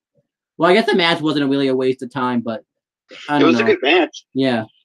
I love the finish. I love the fact that he used the uppercut for the victory. Yeah. And now that there's going to be 2 members of the New Day next week facing the Bar in a Money in the Bank qualifying match. So this kind of makes me think there might not be a tag team one, because if they were going to do a tag team one, they would have just both been in the match anyway. So they still have some time though before the pay-per-view. They better not do a tag team one. Better not. All right, then. I'm kind of intrigued by it though.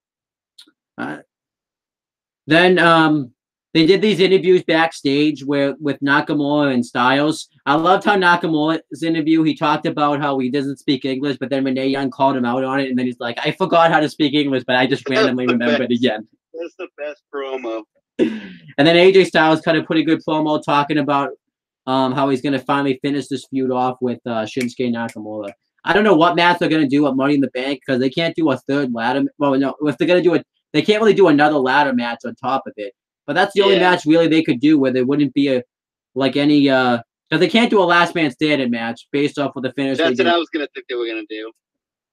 They can't do that based off what they did at Backlash, though, because that's pretty much could happen in a last man standing match too, if you think about it. The same finish. It's okay because AJ's nuts. Yeah. But so am I. He better wear a cup at Money in the Bank, because you're just a dumb baby face if you. Yeah, I don't know. All right, then Daniel Bryan. He's also a dumb babyface that's throwing the fucking chair at Nakamura. Yeah. Because he hit himself in the face with the chair. All right, then Daniel Bryan got interviewed. He had a good interview here. He talked about how this was the same building where he won his first world championship in WWE anyways. And then he said that he's going to make Rusev tap because every big man taps really quickly. And then I think the main event was next. I don't think anything else happened on the show. Oh, there was some. They did do some more cell phone promos talking about, why certain superstars want to be in Money in the Bank. Useless shit. Shelton Benjamin says he should be in it because he made the match famous, even though his win-loss record. He's only won 1 match since he's been back, so you're not really you don't deserve to be in it, in my opinion. So, or a qualifying match, nonetheless. But you know what? Knowing WWE, they'll just give him a qualifying match. And of course, Asuka cut a promo, and her promo wasn't bad. But guess what happened in this promo? She had subtitles, and the subtitles were the stuff that was in English, not Japanese. That makes sense. I'm gonna put subtitles in English, not Japanese. Like, why would you do? Like, who writes this crap? She's going to climb. I'm going to climb the ladder. Yeah. Like, literally, the stuff she said in Japanese weren't in subtitles, but the stuff she said in English were. Like, wow. It's stupid. These subtitles promos are bad enough as it is, but if you're not going to use the subtitles properly, they don't use them at all. And Ty Dillinger says he wants to be in this match, even though he hasn't won a match since, like, his first match on the main roster. So forget that. But knowing WWE, they'll give him a qualifying match anyways, because wins and losses don't matter. So whatever. Didn't win. All right, then who else kind of? And then Becky, actually, there was one thing I forgot. Becky Lynch wrestled Mandy Rose in a match that wasted my time and everybody else's time. So, oh yeah. And of course, they're trying to sell the fact that Becky Lynch is on a losing streak. And we know how well those storylines go. They make superstars look really good. Because they turn them into heels. Yeah. Which Becky Lynch does. It's not going to work. Then Mandy Rose, guess what? She won because Becky Lynch is in a losing streak storyline. So why wouldn't she win? Also, too, Mandy Rose's entrance that's quite possible the shittiest entrance I've ever seen in my life. Yeah, apparently not. I could do without the '90s porn music. Goldust, no, not Goldust. Going blind. Not Goldust. Corey Graves loved it apparently though. I think his wife's. I look like you were losing your fucking vision. Yeah.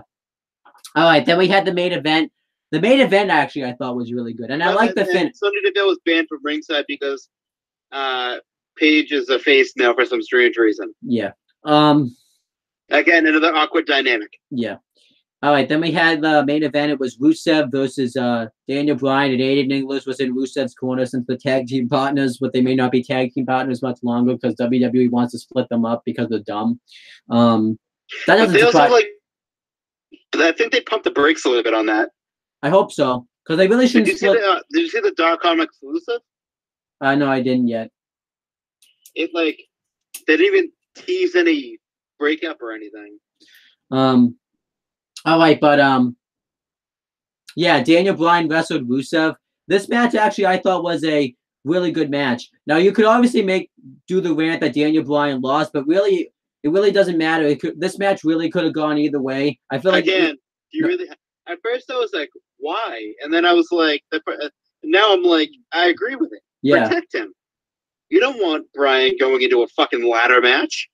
There's still a chance he may be in the match because I feel like there's still like a month left or whatever for the pay-per-view. I think what's going to happen is he'll wrestle Big Cass again, and it'll be a qualifying match, and he'll be Big Cass because I think if the Miz is in the match, Bryan has to be in the match because it kind of can start off their feud where Bryan or Miz can both cost each other the match because he really can.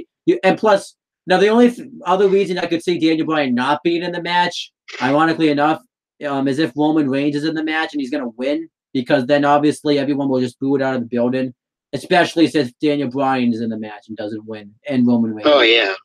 But I think no matter what, Roman Reigns would get booed out of the building. But it would just be a lot more of a heavier boo if Daniel Bryan's in the match and doesn't win. But that could be a topic we talk about another day when we actually know everybody that's in the match. But so far, for the women's Money in the Bank match, the only the two women that are in the match is Monday Night Wars, Ember Moon, and SmackDown Charlotte Flair. I expect next week that they're going to do an interruption segment where Charlotte Flair is going to interrupt Carmella's Royal Celebration because she announced that on this show.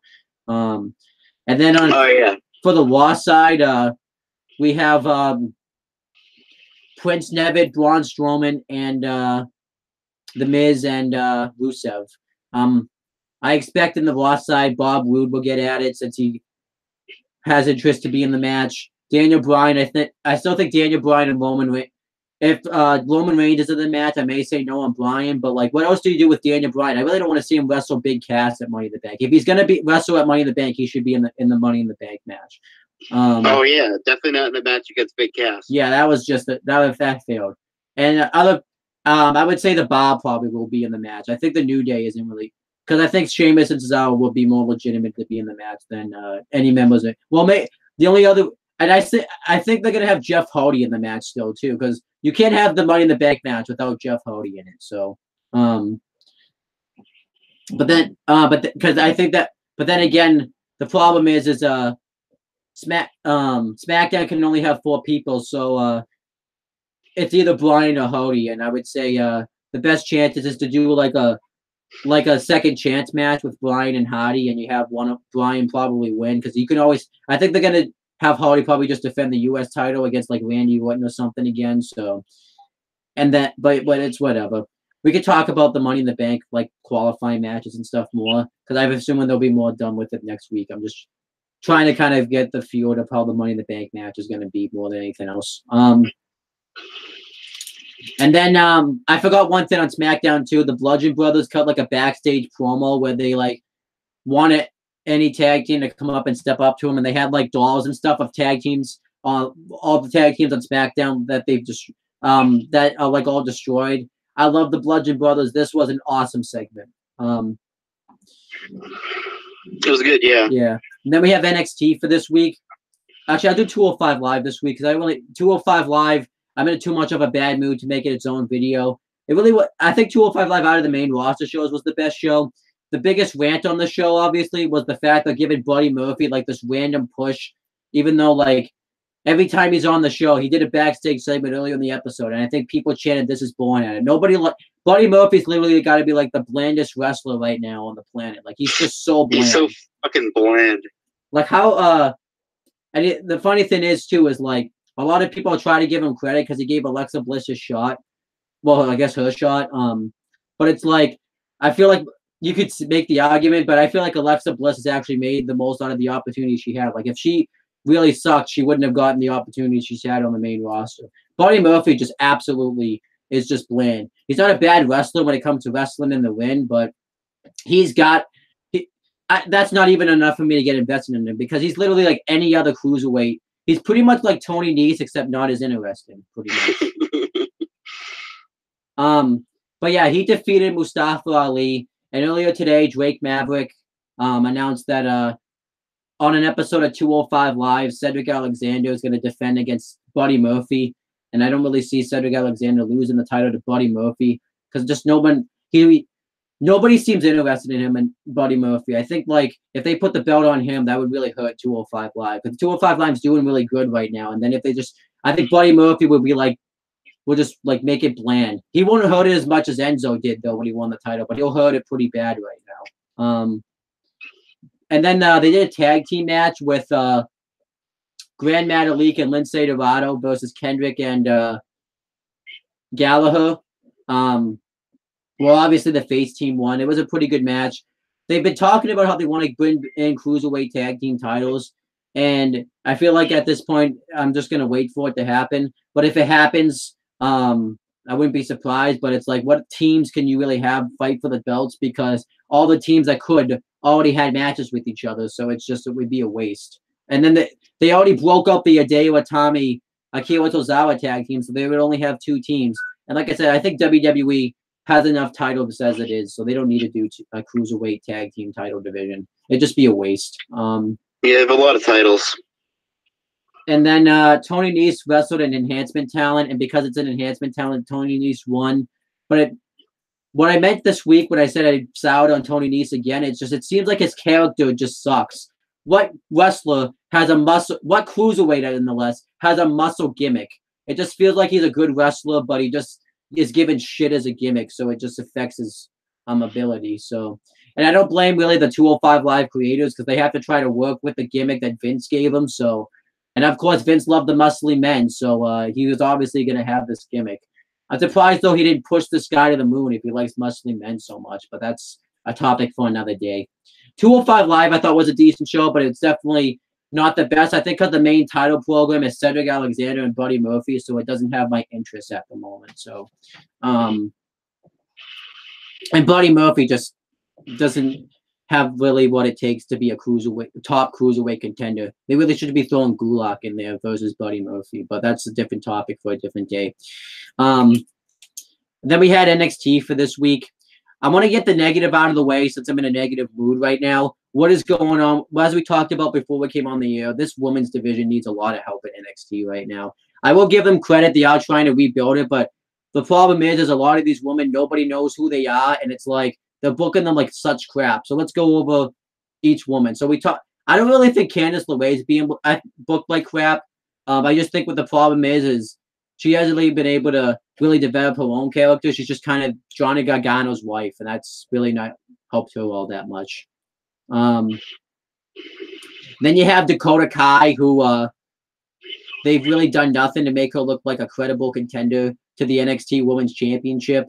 And she's the first stint they got to see her as is someone who's afraid of being bullied. Of course, if the main roster does a bullying storyline, NXT's got to do it too. So that's WWE with their woman wants to put them in bullying storylines for some reason.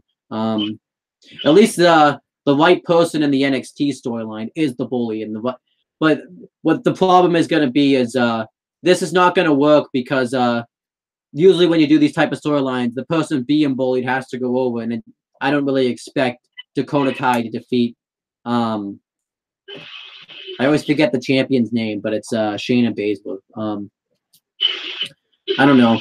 And then you have like just other wrestlers in the NXT Women's Division that are so green they really shouldn't be on TV right now. Like the match this week between Dakota Kai and Vanessa Bourne. Vanessa Bourne really needs to like not be on TV right now because she's just greener than whatever is greener than goose shit, because that's just how green she is. And then what else was on? Who else is on the roster? That Zelina Vega obviously is going up to the main roster. Nikki Cross really is just down there as a name value, and Lacey Evans just gets jobbed out all the time. And Kairi Sane's the best wrestler probably they have in that division, but she's in an. I'm guessing they're saving her for a big opponent for Shayna Baszler, like NXT Takeover Brooklyn 4, so that way they can put the title on her there. But she really should be the champion right now. But I mean, what do you think of the NXT Women's Division? I think it's a mess, but maybe that's just me.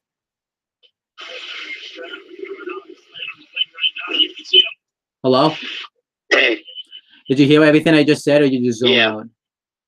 I asked you what you thought of the NXT Women's Division because I just think it's a mess. Right Terrible.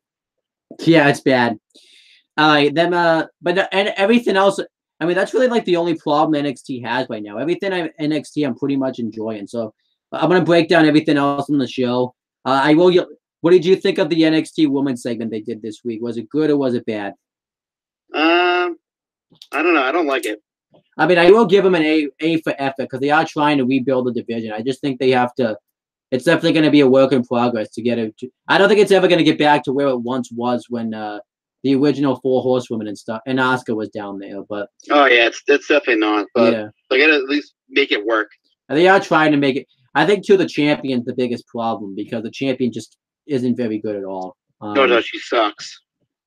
And I think once they get the belt off Shayna Baszler, it will definitely be a step in the right direction. The problem is I don't really expect her to lose it anytime soon. I think this is definitely one of those people that Triple H really wants to invest in, and no one really cares about Shayna Baszler. So, you can kind of see that Triple H is trying to make this work, and it's just not working. Because this is definitely, I feel like, more of a Triple H call than anything else to push Shayna Baszler. Because he has like those. I feel like he has a love to push the UFC fighters right now. Oh yeah, definitely. All 4 of them assigned now. So. Yeah, I mean, I don't really. I actually one thing I did like on Raw this week was there was no Ronda Rousey because she was starting to lose her like big draw attraction by being on. Oh yeah, just showing up every week. Yeah. If she shows up like every other week or every 2 weeks, I'm okay with that. Yeah. So hopefully they kind of like have like kind of disappear for a while. All right, but everything else in NXT has mainly been positive. What does suck is my anger may get taken out here because this has just been a negative video. This is why I wanted to include NXT this week because I didn't want to leave this show in a bad mood. So I loved the promo segment they did this week with Ricochet and Velveteen Dream. Now, obviously, I think we knew they were going to probably do a match with each other. And it looks like that's going to be the match, one of the matches they do at NXT TakeOver Chicago 2. And I'm really excited for that match if it happens. I think that will be a fantastic match because they're both fantastic wrestlers. And I think they had should be great. I think they had a very good dynamic this week because Ricochet was talking about how he got himself noticed and he's going to steal the whole show, but Velveteen Dream claims he's going to steal his show. I loved it, and it was great. I also want to kind of touch on this because I know I touched on it when I reviewed NXT last week, but we didn't really get to touch on it here. I want to talk about Kona Reeves' new gimmick. This would not be a troll because I know we've been trolling like the Kona Reeves thing for a while. I'm going to be honest, Kona Reeves looked very impressive in his debut. I think the problem is his gimmick is pretty much just a bland version of the Velveteen Dreams gimmick, and he just does not. He does not pull it off as 100%. Well. I think if he had debuted with this gimmick before the Velveteen Dream was a thing, maybe people would have liked it better. But it just is very bland the way they're trying to present this gimmick. I don't see this catching on as much as Velveteen Dream would it caught on. It's not. I think it's gonna be like one of those gimmicks in NXT that will start. It'll be like kind of No Way Jose's gimmick, where he'll start off getting a lot of wins, but then he'll get like jobbed out every week. Definitely, I could see that happening. Yeah, because I just don't think I think that would have happened in Velveteen Dream had he not really had that star-making performance at against Aleister Black. I actually did like in the promo segment though with Velveteen Dream and Ricochet that he talked about that he did take a shot at Velveteen Dream by getting his head kicked off by Aleister Black and stuff, and that he had to knock him out where Aleister Black finally recognized him. I thought that was good. Now a match they built to on this show was they built to a match between Undisputed Era. Roderick Strong, by the way, still only in the group because Bobby Fish is hurt. I just want to make sure I mention that every week. He definitely Roderick Strong definitely fits better as a heel, but he's only in the faction because Bobby Fish got hurt. He would have, if he was going to join the faction and they had a plan, he wouldn't have thrown the armband back at him when he had the opportunity to join. He would have joined. Oh yeah.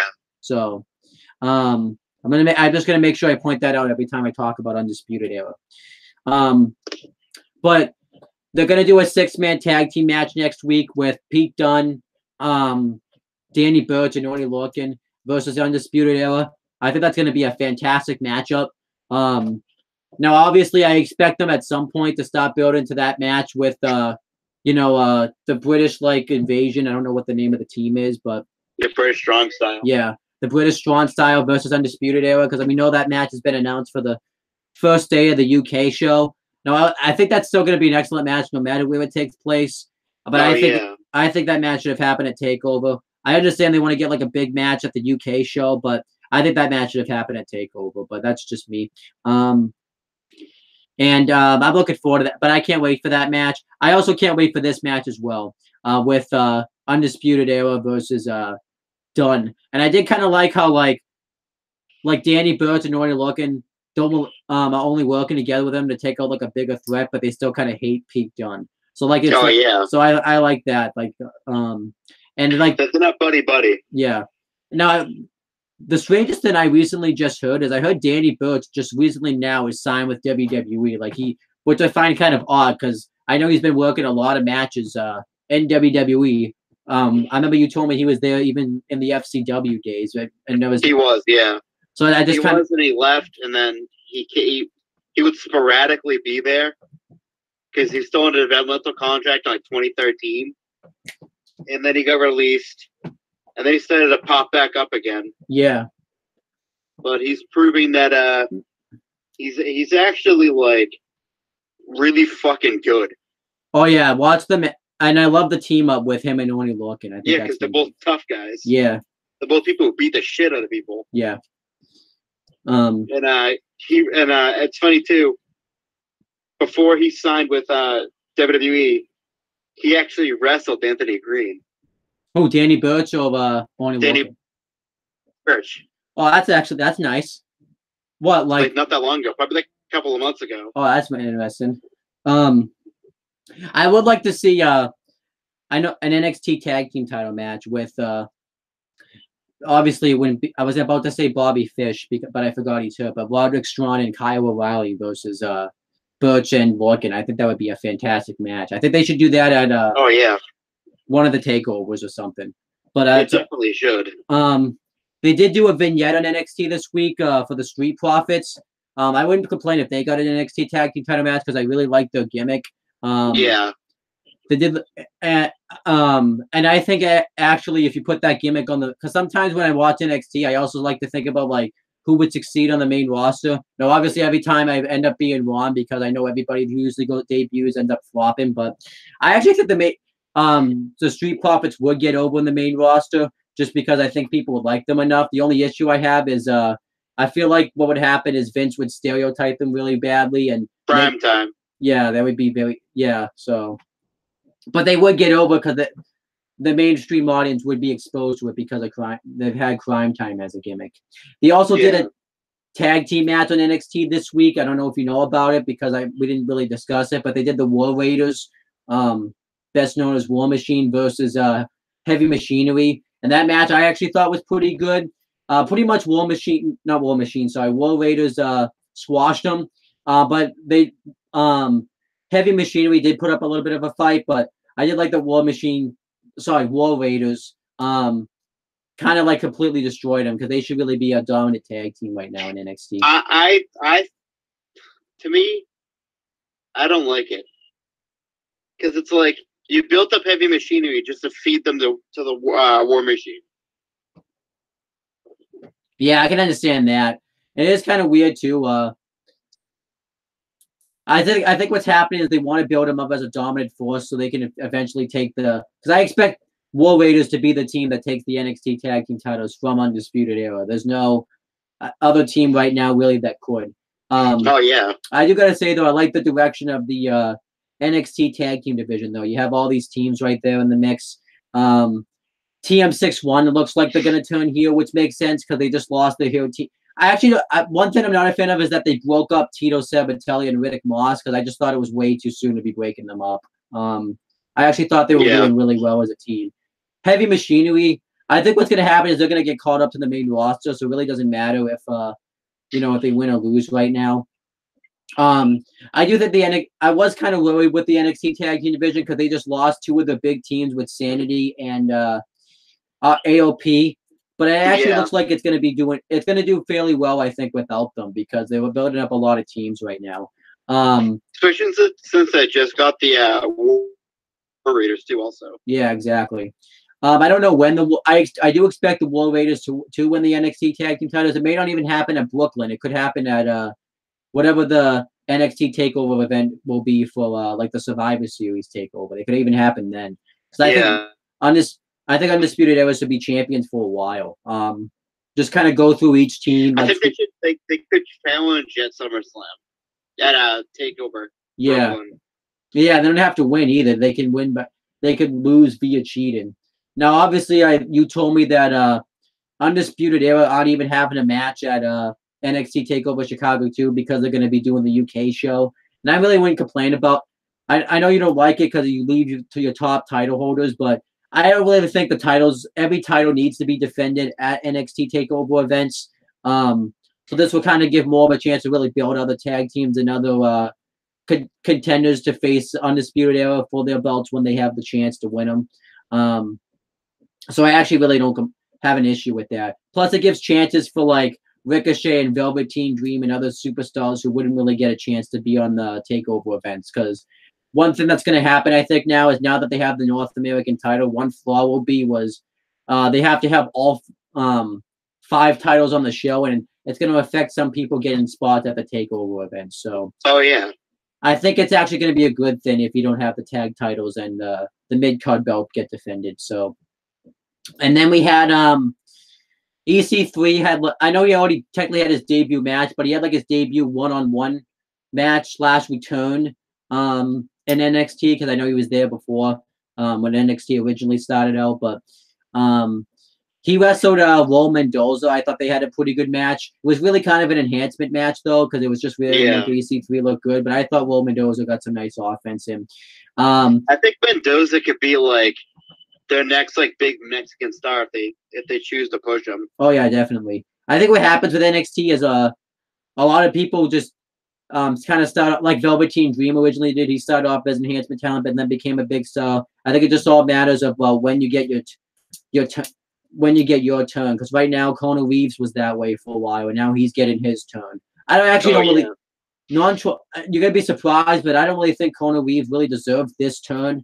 I feel like they should have waited until they called up Velveteen Dream to give him his turn because his gimmick is just way too similar to Velveteen Dream's. It's just not. It's extremely similar. It's just really not going to work with Velveteen Dream there. Just less of Prince. Yeah.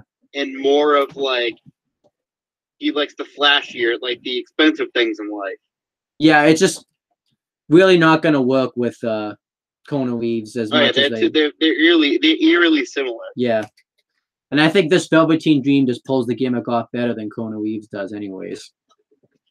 I think what you should have done with Kona Reeves is you should have just made him a badass who just kicks people's ass instead of this finest gimmick. But it's stupid. we said that about the Velveteen Dream and we got it over. So I just don't think Kona Reeves will get it over just because I think it's just not going to work because Velveteen Dream's gimmick's just way too similar. But then we had an NXT. I think they had the main event, which I thought was I probably enjoyed this match way too much, but I just love it just because of Tommaso Ciampa. No matter what he does right now, he can just make the match work. He is the perfect heel to have in NXT right now. Oh yeah. And what's so great about him is he's getting massively booed. Now, obviously, I know Nakamura right now is getting massively booed, but if you could get massively booed in NXT, that's when you know you're an ultimate heel. Because NXT cheers everybody. But yeah. Especially Full Sail. Like, if you get Full Sail to boo you, you made it as a heel. Big time, yeah.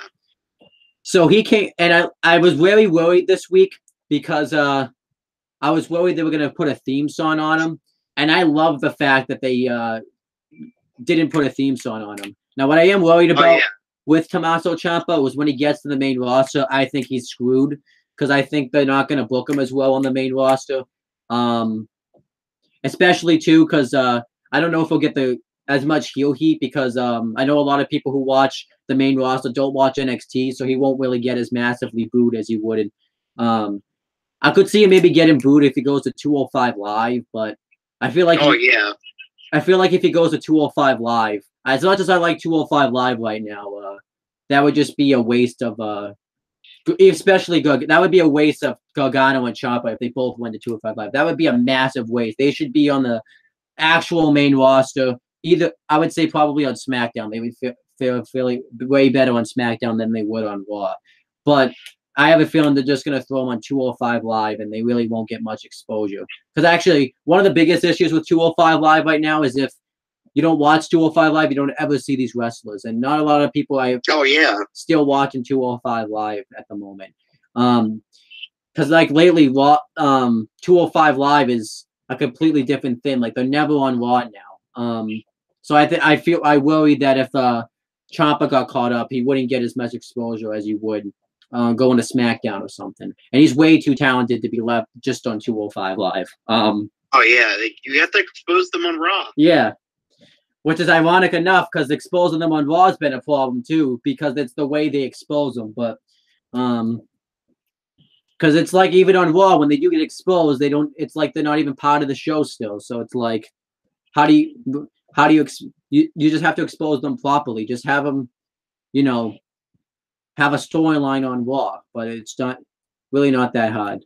I just kind of wonder what the Cruiserweight division is because I wanted to try to get away from it on Raw because maybe now when people look at the Cruiserweight division, of course, because they screwed up, they're going to think of Enzo Amore. Well, I can't really say they screwed up, but it's more him that screwed up. They're going to think of Enzo Amore just like that because he was the last thing that they really saw when it comes to Cruiserweight. So I feel like it's kind of them that screwed up because they put that waste of talent in the Cruiserweight division. But that's a rant for a different day.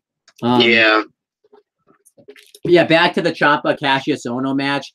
I think this was easily been Cassius Ohno's best match in NXT since he's been back. I loved how he just came out immediately and he just he was like there was no I know he does like that fist thing where he says "oh no" in his theme song. He was all business in this match. He was all business. And this match was not even really a match. It was a fight. There was the one spot in the match where I completely missed what happened, but he kneed Ciampa so hard that he ended up busting his knee open. I don't know if you saw it, but I didn't see it. Yeah, and I like how they had Cassius Ohno defend Johnny Gargano because from the story they were telling us in this match was he was friends with DIY before they came to WWE, and he was really close friends with them. So I thought the storyline really worked. And Mauro Ranallo was very good in this match too because he really sold the heel heat of Tommaso Ciampa. It reminded me of Jim Ross anytime Triple H would do a dastardly thing, he would like really sell when Triple H was being a heel. This was like the exact same thing. And when Tommaso Ciampa won, that place massively booed. It was thunderous. And Momo was just like, I usually try to be biased. No, sorry, unbiased with these matches, but I just really can't be unbiased. And Ciampa, won. And I even like to how they're even using him in the feud with Candice LeRae, how she can't focus on any of her matches because of this guy. I think a nice touch would really be is if he caught. No, obviously he doesn't have to do it physically, but if he came out and cost Candice LeRae a match in NXT, I think that would be awesome. Like, just stands in the crowd and she just stands in awe from him. But and then he acts like he's gonna hurt her. Then obviously that's when Gargano can come out and attack him, and that can be like his return in NXT too. And I kind of like it too because the funny thing is Candice LeRae even said in a promo that when her and Johnny Gargano finally got signed to WWE, they expected this to be a fairy tale ending. And if you think about it, it really hasn't been a fairy tale ending because Ciampa's ruined it for both of them. So it's been awesome. I gotta say this: NXT Takeover Chicago 2. I know they're gonna probably do Gargano versus Ciampa. I would hold off on that at the moment. They need to put the belt on Ciampa right now. He's just such a great heel. If you put that he's a fantastic heel. And if you want to put the belt on Gargano, the best person for him to beat for the championship is Ciampa. The guy, everybody hates this guy so much. If he beats Ciampa for the belt, after all the crap that Ciampa did to Gargano, it would be a very great fairy tale ending for Gargano to beat him for the belt. That was awesome. But Ciampa was awesome. He even took the knee brace, his knee brace off and cross-faced Cassius Ohno with it. And it's like he's crazed too, like for Johnny Gargano. I think it's awesome. And then other things I just think that was awesome. And then obviously another thing to note, I didn't mention this, but Percy Watson got the main roster call in a way because now he's doing commentary with Nigel and Vic on 205 Live, which I think is a nice spot for him. Yeah. And I actually do like Percy Watson, I think, too, on NXT. Has gotten to shine a lot more on NXT as a commentator because Nigel hasn't been there, so he can actually talk more because I always felt bad for Percy because he never really got to speak in NXT because it was there was the heel and then there was the face. Yeah. So and Percy Watson's kind of that secondary face. Yeah. So I think it's he's really gotten to proven like he can actually be a commentator now, and with this since Nigel hasn't been there. And then that's pretty much everything that's happened in WWE. No, I do gotta say too with Ciampa, I thought you talk about how much I praised New Japan Chris Jericho. I think I gotta give it to like Ciampa when it comes to like he's like New Japan Chris Jericho right now, kicked up 10 notches. Like because at least I think with New Japan Chris Jericho, he still gets somewhat of a cheers. With Ciampa and NXT, I don't think he gets one cheer. The only people that really cheer him are like the kind of like assholes that like try to ruin it, which is why sometimes I don't like when they go to Full Sail because there's always those assholes that ruin it. Yeah, but I don't edgy. I don't even think that are the only ones cheering him. Yeah, but I don't even think I even hear anyone trying to be asshole. I even like somewhat hate this guy at some point, and I'm like, and I still love that segment. I know this is off topic, but like when Johnny Gargano visited his house and he was just like, my god, that was so funny. I kind of want that to happen. Now they have to do a match, New Japan Chris Jericho versus NXT Tommaso Ciampa. That would just be like the best match they could do. Right? Can you imagine the dynamics of them in a feud together? Oh, I know. Yeah, that would be awesome. Jericho would obviously be the face, even though he's a heel. Yeah, because everyone wants to like. The best. It's the best in New Japan because Jericho could just fucking like do whatever he wants. He has creative control over whatever he does. Yeah. With Ciampa right now. Control. Like with Kenny and now with Naito, yeah, he has creative control. They don't ever use blood. They never have blood in the matches. But they do in this feud because Jericho has control over it. I do, but with Ciampa and NXT too, I do. He probably doesn't have any creative control, but it's just no. Obviously, I don't know. What I am worried about is once he gets away from this Gargano feud, if he's actually going to get the hate that he gets, because that might be the biggest reason no one likes Ciampa right now. It's because Gargano. Yeah, that's if he attacks like another big time face. Yeah, like if he, we probably do have to wait on that. Like Aleister Black or something like that. Yeah. But he was still massively booed though. Like it's not like Cassius Ohno was like a big baby face or anything. Like he was still massively booed when he attacked Cassius Ohno. So it's like, yeah. I mean Cassius Ohno is like a decent face, but not like. Yeah. I get like why he's in the match. Yeah. Because of the friendship that he has with both those guys. Yeah. He's known them for over 10. He's known them for over 10 years. Yeah. And I just think I think this gimmick's been awesome from him, and unfortunately I think is going to happen on the main roster. He's going to be booked to crap on the main roster. It sucks. Oh yeah. I just don't think his gimmick's going to get over on the main roster because no one on the main roster really watches NXT, so he'll get cheered regardless. Like, Gargano I see doing fairly well in the cruiserweight division though. But oh yeah, definitely. And then. But yeah, I definitely think he should win the NXT championship. I think that would be awesome if he won the NXT title. And then would it be awesome if Shayna Baszler kept winning? That would be. The one, at least with NXT, they're doing the bullying storyline better than they did on the main roster. They have the right person. It's still shit. Yeah, it's still shit, but at least they have the right person as the bully and the right person that's being bullied. But obviously, like, I couldn't take that seriously. Yeah. When she confronted Dakota Kai. Yeah. Backstage, I was like, she literally sounds like Mickey Mouse. Especially since, why they try to sell Dakota Kai as like this the next door girl that is all smiles, but when she gets in the ring, she's mad. I didn't see any. Yeah, you know what? I didn't see any of that in this feud with Shayna Baszler. Like that's a great way to sell Dakota Kai right now.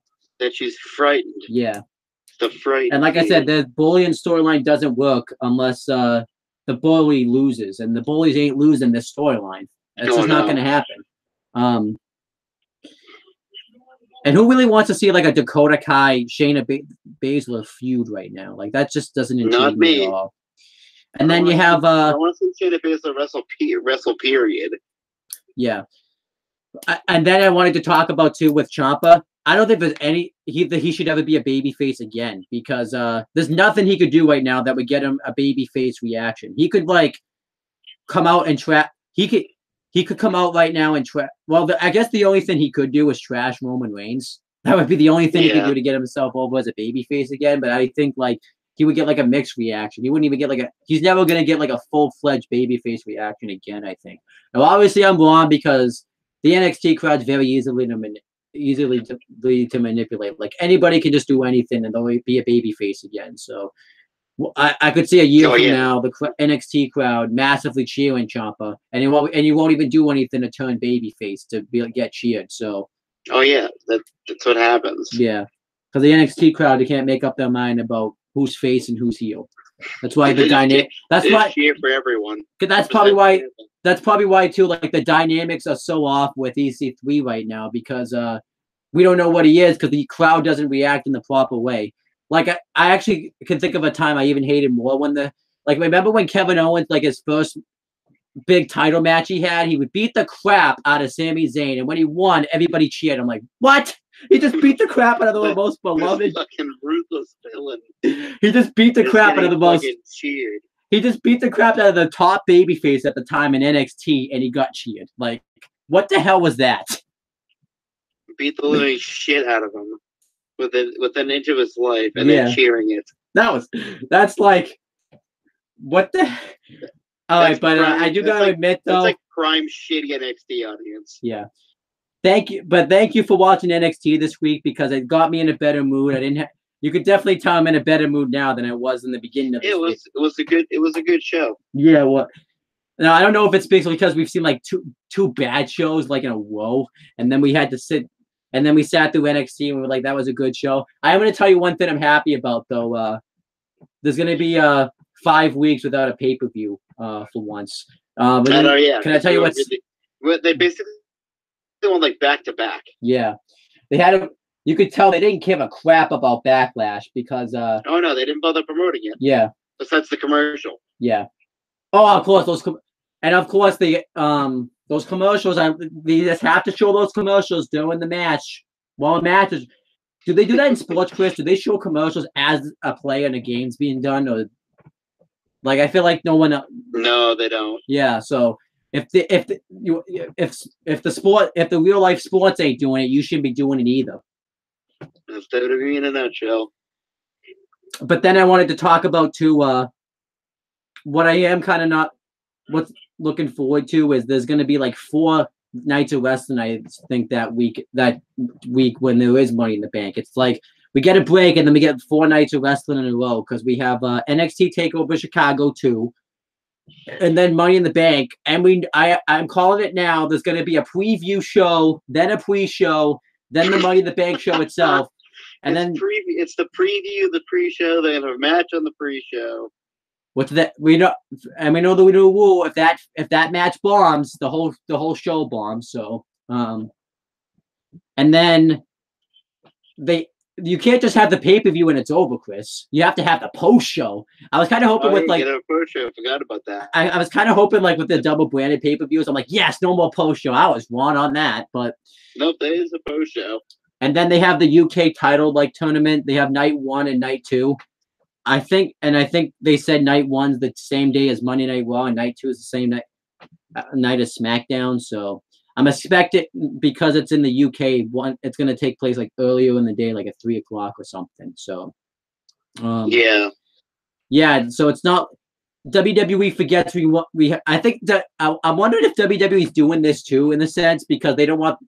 They know how because they don't want us to watch anything else but them. Like New Japan, how can New Japan have any fans if WWE's throwing their product out so often? Like literally, it's tough for me to watch a New Japan and do show and do a live reaction because I'm like, oh, this WWE's just throwing content after content after content out there. It's like, how could anybody watch any other wrestling company? It's a lot of content. And then if it's not bad enough, they forget to they have to throw out Bruce Pritchard's podcast on the network. That if you watch the podcast, that doesn't deserve to be on the network. That's a waste of time. It's weird. And it's so weird too because they talk about Dave Meltzer on a WWE network show. They never even mention like anything about the network. Yeah, I definitely think it's weird. Like the first episode, they were like, "Hey, to the people who are watching the WWE network or whatever." Yeah, and it's so weird too because why would they even talk if they know they're on the network? Why would they talk about Dave Meltzer? No one that's really a network subscriber that's like a WWE diehard fan really knows who Dave Meltzer is. So it's just yeah. And then you have like what else is on the network? You have Table for 3. I haven't really seen any of that because I just haven't had the time. Because WWE likes to they throw the product out there so much I can never just take time to watch like one of their own network shows on there. I'm gonna be honest, when it comes down to Camp WWE, that just kind of looks bad. That looks like a WWE style self poke. And if that can be MA, why can't? It's all right. Well, if that can, how come they won't make that like not PG, but they won't make the own product itself not PG? Like that doesn't make any sense. Weird. And then of course, and they call it like a TVMA, I think is what it is. Yeah. Well, it's like there's barely any swears in it. So how come that could be MA? Mostly Steve Austin flipping people off. How come that could be MA, but they won't make the own product MA? Like it's not like they couldn't. And then the weirdest thing is, they could. They actually could, but that's what I'm saying. It's not like they could. I know, it's weird. Yeah. Like if you're gonna make one of your shows on the network MA, you should make your own product MA. You can't be another thing around. And then obviously too, one of the other weird things is like they'll put more effort into doing these shows like Swerved and like TVMA, and I'm like, well, if you put them, where was that effort? Where was that effort in the Backlash last week? Like, come on, non-existent. Apparently, and it's like you're putting money towards making these shows. How about putting towards some of that money towards getting some pyro? How about getting some pyro going? That would be nice.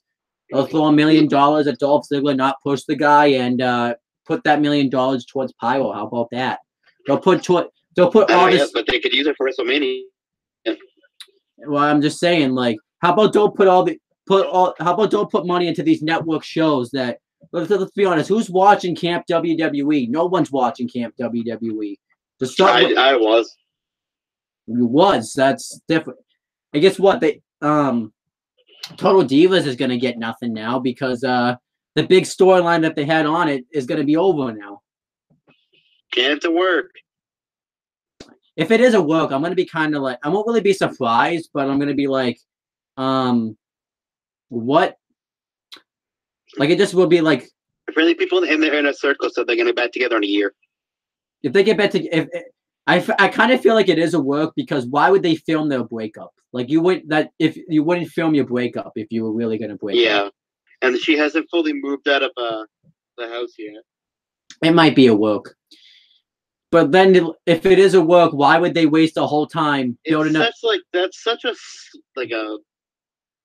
slime ball thing to do. Yeah, then because they have it be a work for a show that people aren't going to watch. Yeah, you know what's going to happen? The ratings. It probably will be planned that it's going to happen for a year, but then the ratings will tank, and then they'll announce, "Oh, it was all work. We're back together again." So that was such like a scummy thing to do. Yeah, but I won't be surprised if it's a work. If it is a work, I wouldn't be either. But if that's like really low. Yeah, it is, and it just really doesn't make any sense why you would do this angle, and after you just build up a whole WrestleMania angle around John Cena and Nikki Bella's proposal, it doesn't really make any sense to me. Yeah, it might not be as much a WWE call. It might be an E Network call more than anything else. So I wouldn't be surprised on that. But it definitely feels like something that Vince McMahon would do, though, in a sense, where he would just do this type of storyline. It does feel like that. So, and what is this going to accomplish, anyways? It's not going to get Cena hated, though. Like, are they trying to build sympathy for John Cena? Like, what are they trying to? What would they be trying to? Who would this? I don't even know. The only way I could see this not being a Vince McMahon decision too is if it doesn't get played up on WWE like television itself, because I feel like if Vince really wanted the storyline, he would have done it on WWE TV. Them breaking. He would have. He definitely would have. It is weird too because I feel like Cena will still have some sort of presence on the show even if they are broken up. Like, it's just weird. But yeah, it has to be a work because why would they film their breakup? That's just really weird. It's a really weird situation. And then what else? And then obviously too with what I do like watching on the network is the WWE 24 stuff. I just watched all of them. Even though a lot of them you could kind of tell is knowledge they want you to hear, like how they talked about how they did this great thing, like having Raw 25 in 2 different venues when they really kind of didn't. Like they had that bombed bad. So yeah, I did like how they couldn't edit out. One of the fans congratulated Chris Jericho with his match in Omega, and I think that WWE wanted to edit that out, but they realized they couldn't probably because that was kind of interesting right there. But then, and I think WWE like forgot to. They tried to make it seem like these returns were a surprise when they gave away the returns before they happened. So. Oh yeah, they gave away the return. But I like but I did like. I hope they do another WWE 24. I know they're gonna do one for the Hardy Boys, which is gonna be interesting because there's gonna be some like TNA footage in there. Oh yeah. and then there's gonna be like one for Ronda Rousey. I do kind of think it's funny how they released the women's one literally the week after they did that stuff with the Fabulous Moolah. I have a feeling they had some Fabulous Moolah footage in there that they couldn't use because they probably did, which I think is kind of funny. And it just kind of proved. I feel like when it comes to the whole women's revolution, I don't really buy it anymore now because of the Fabulous Moolah crap they pulled and the fact that they did a show and did business with a country that doesn't promote women at all. It's just they're hypocrites when it comes to the women's evolution. So everything in that WWE 24 thing was a lie. They don't really care about the women's division. I think the only thing that happened is they wanted to build the women's division because they wanted to sign Ronda Rousey so that way she would have legitimate opponents to face. That's exactly what happened. You're not going to convince me otherwise. They don't care about any damn women's revolution. No, they don't. All right, I'm gonna head out. All right, is there anything you want to like promote or anything like that? Not really. I kind of hope WWE in a sense has more bad shows because I feel like this made this show more interesting because I didn't care about structure or any of that. So yeah. But I kind of hope, but then we wouldn't have any viewer notes. But make sure you guys check out this show. Obviously, you can tell that I had the big I forget the name of it, but the big hook this week was me ranting about Backlash because I hold up a lot of stuff waiting to talk about it on the show. Hopefully, Money in the Bank will be a better show. We know NXT will be, so that's a given. But hopefully, Money in the Bank will be a better show. It usually is, so fingers crossed. Hopefully. You have to be like especially bad to have a bad. Like you have to absolutely suck at booking wrestling to have a bad Money in the Bank pay-per-view. Even though we had that last year, but that's besides the point. And then check out my CM Brothers and Owen the Talkinator channels. And yeah, that's about it. In about a week, obviously, Chris will probably be involved. I'm going to talk to him about it. We're going to do a channel update video for the summer on this channel. Well, all the channels, but the one Chris will be involved with, at least it's planned anyways, is he'll be involved in this one and he'll be involved in the CM Brothers one because we have some announcements on there. I may have big ones. I may have him come on for the Owen Talkinator one if there's anything he wants to do creatively on there. But really, really, he would have to find some non-wrestling stuff to watch, so we'll have to wait and see. But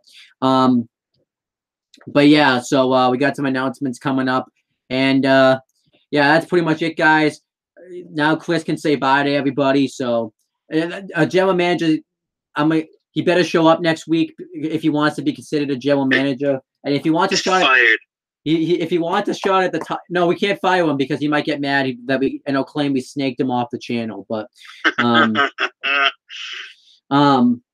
even though in that case we actually would have snaked him off the channel, but he'll actually take this one as a joke because there's no one getting mad that apparently someone can't take a joke when I say I'm gonna flag the videos, but that's besides the point.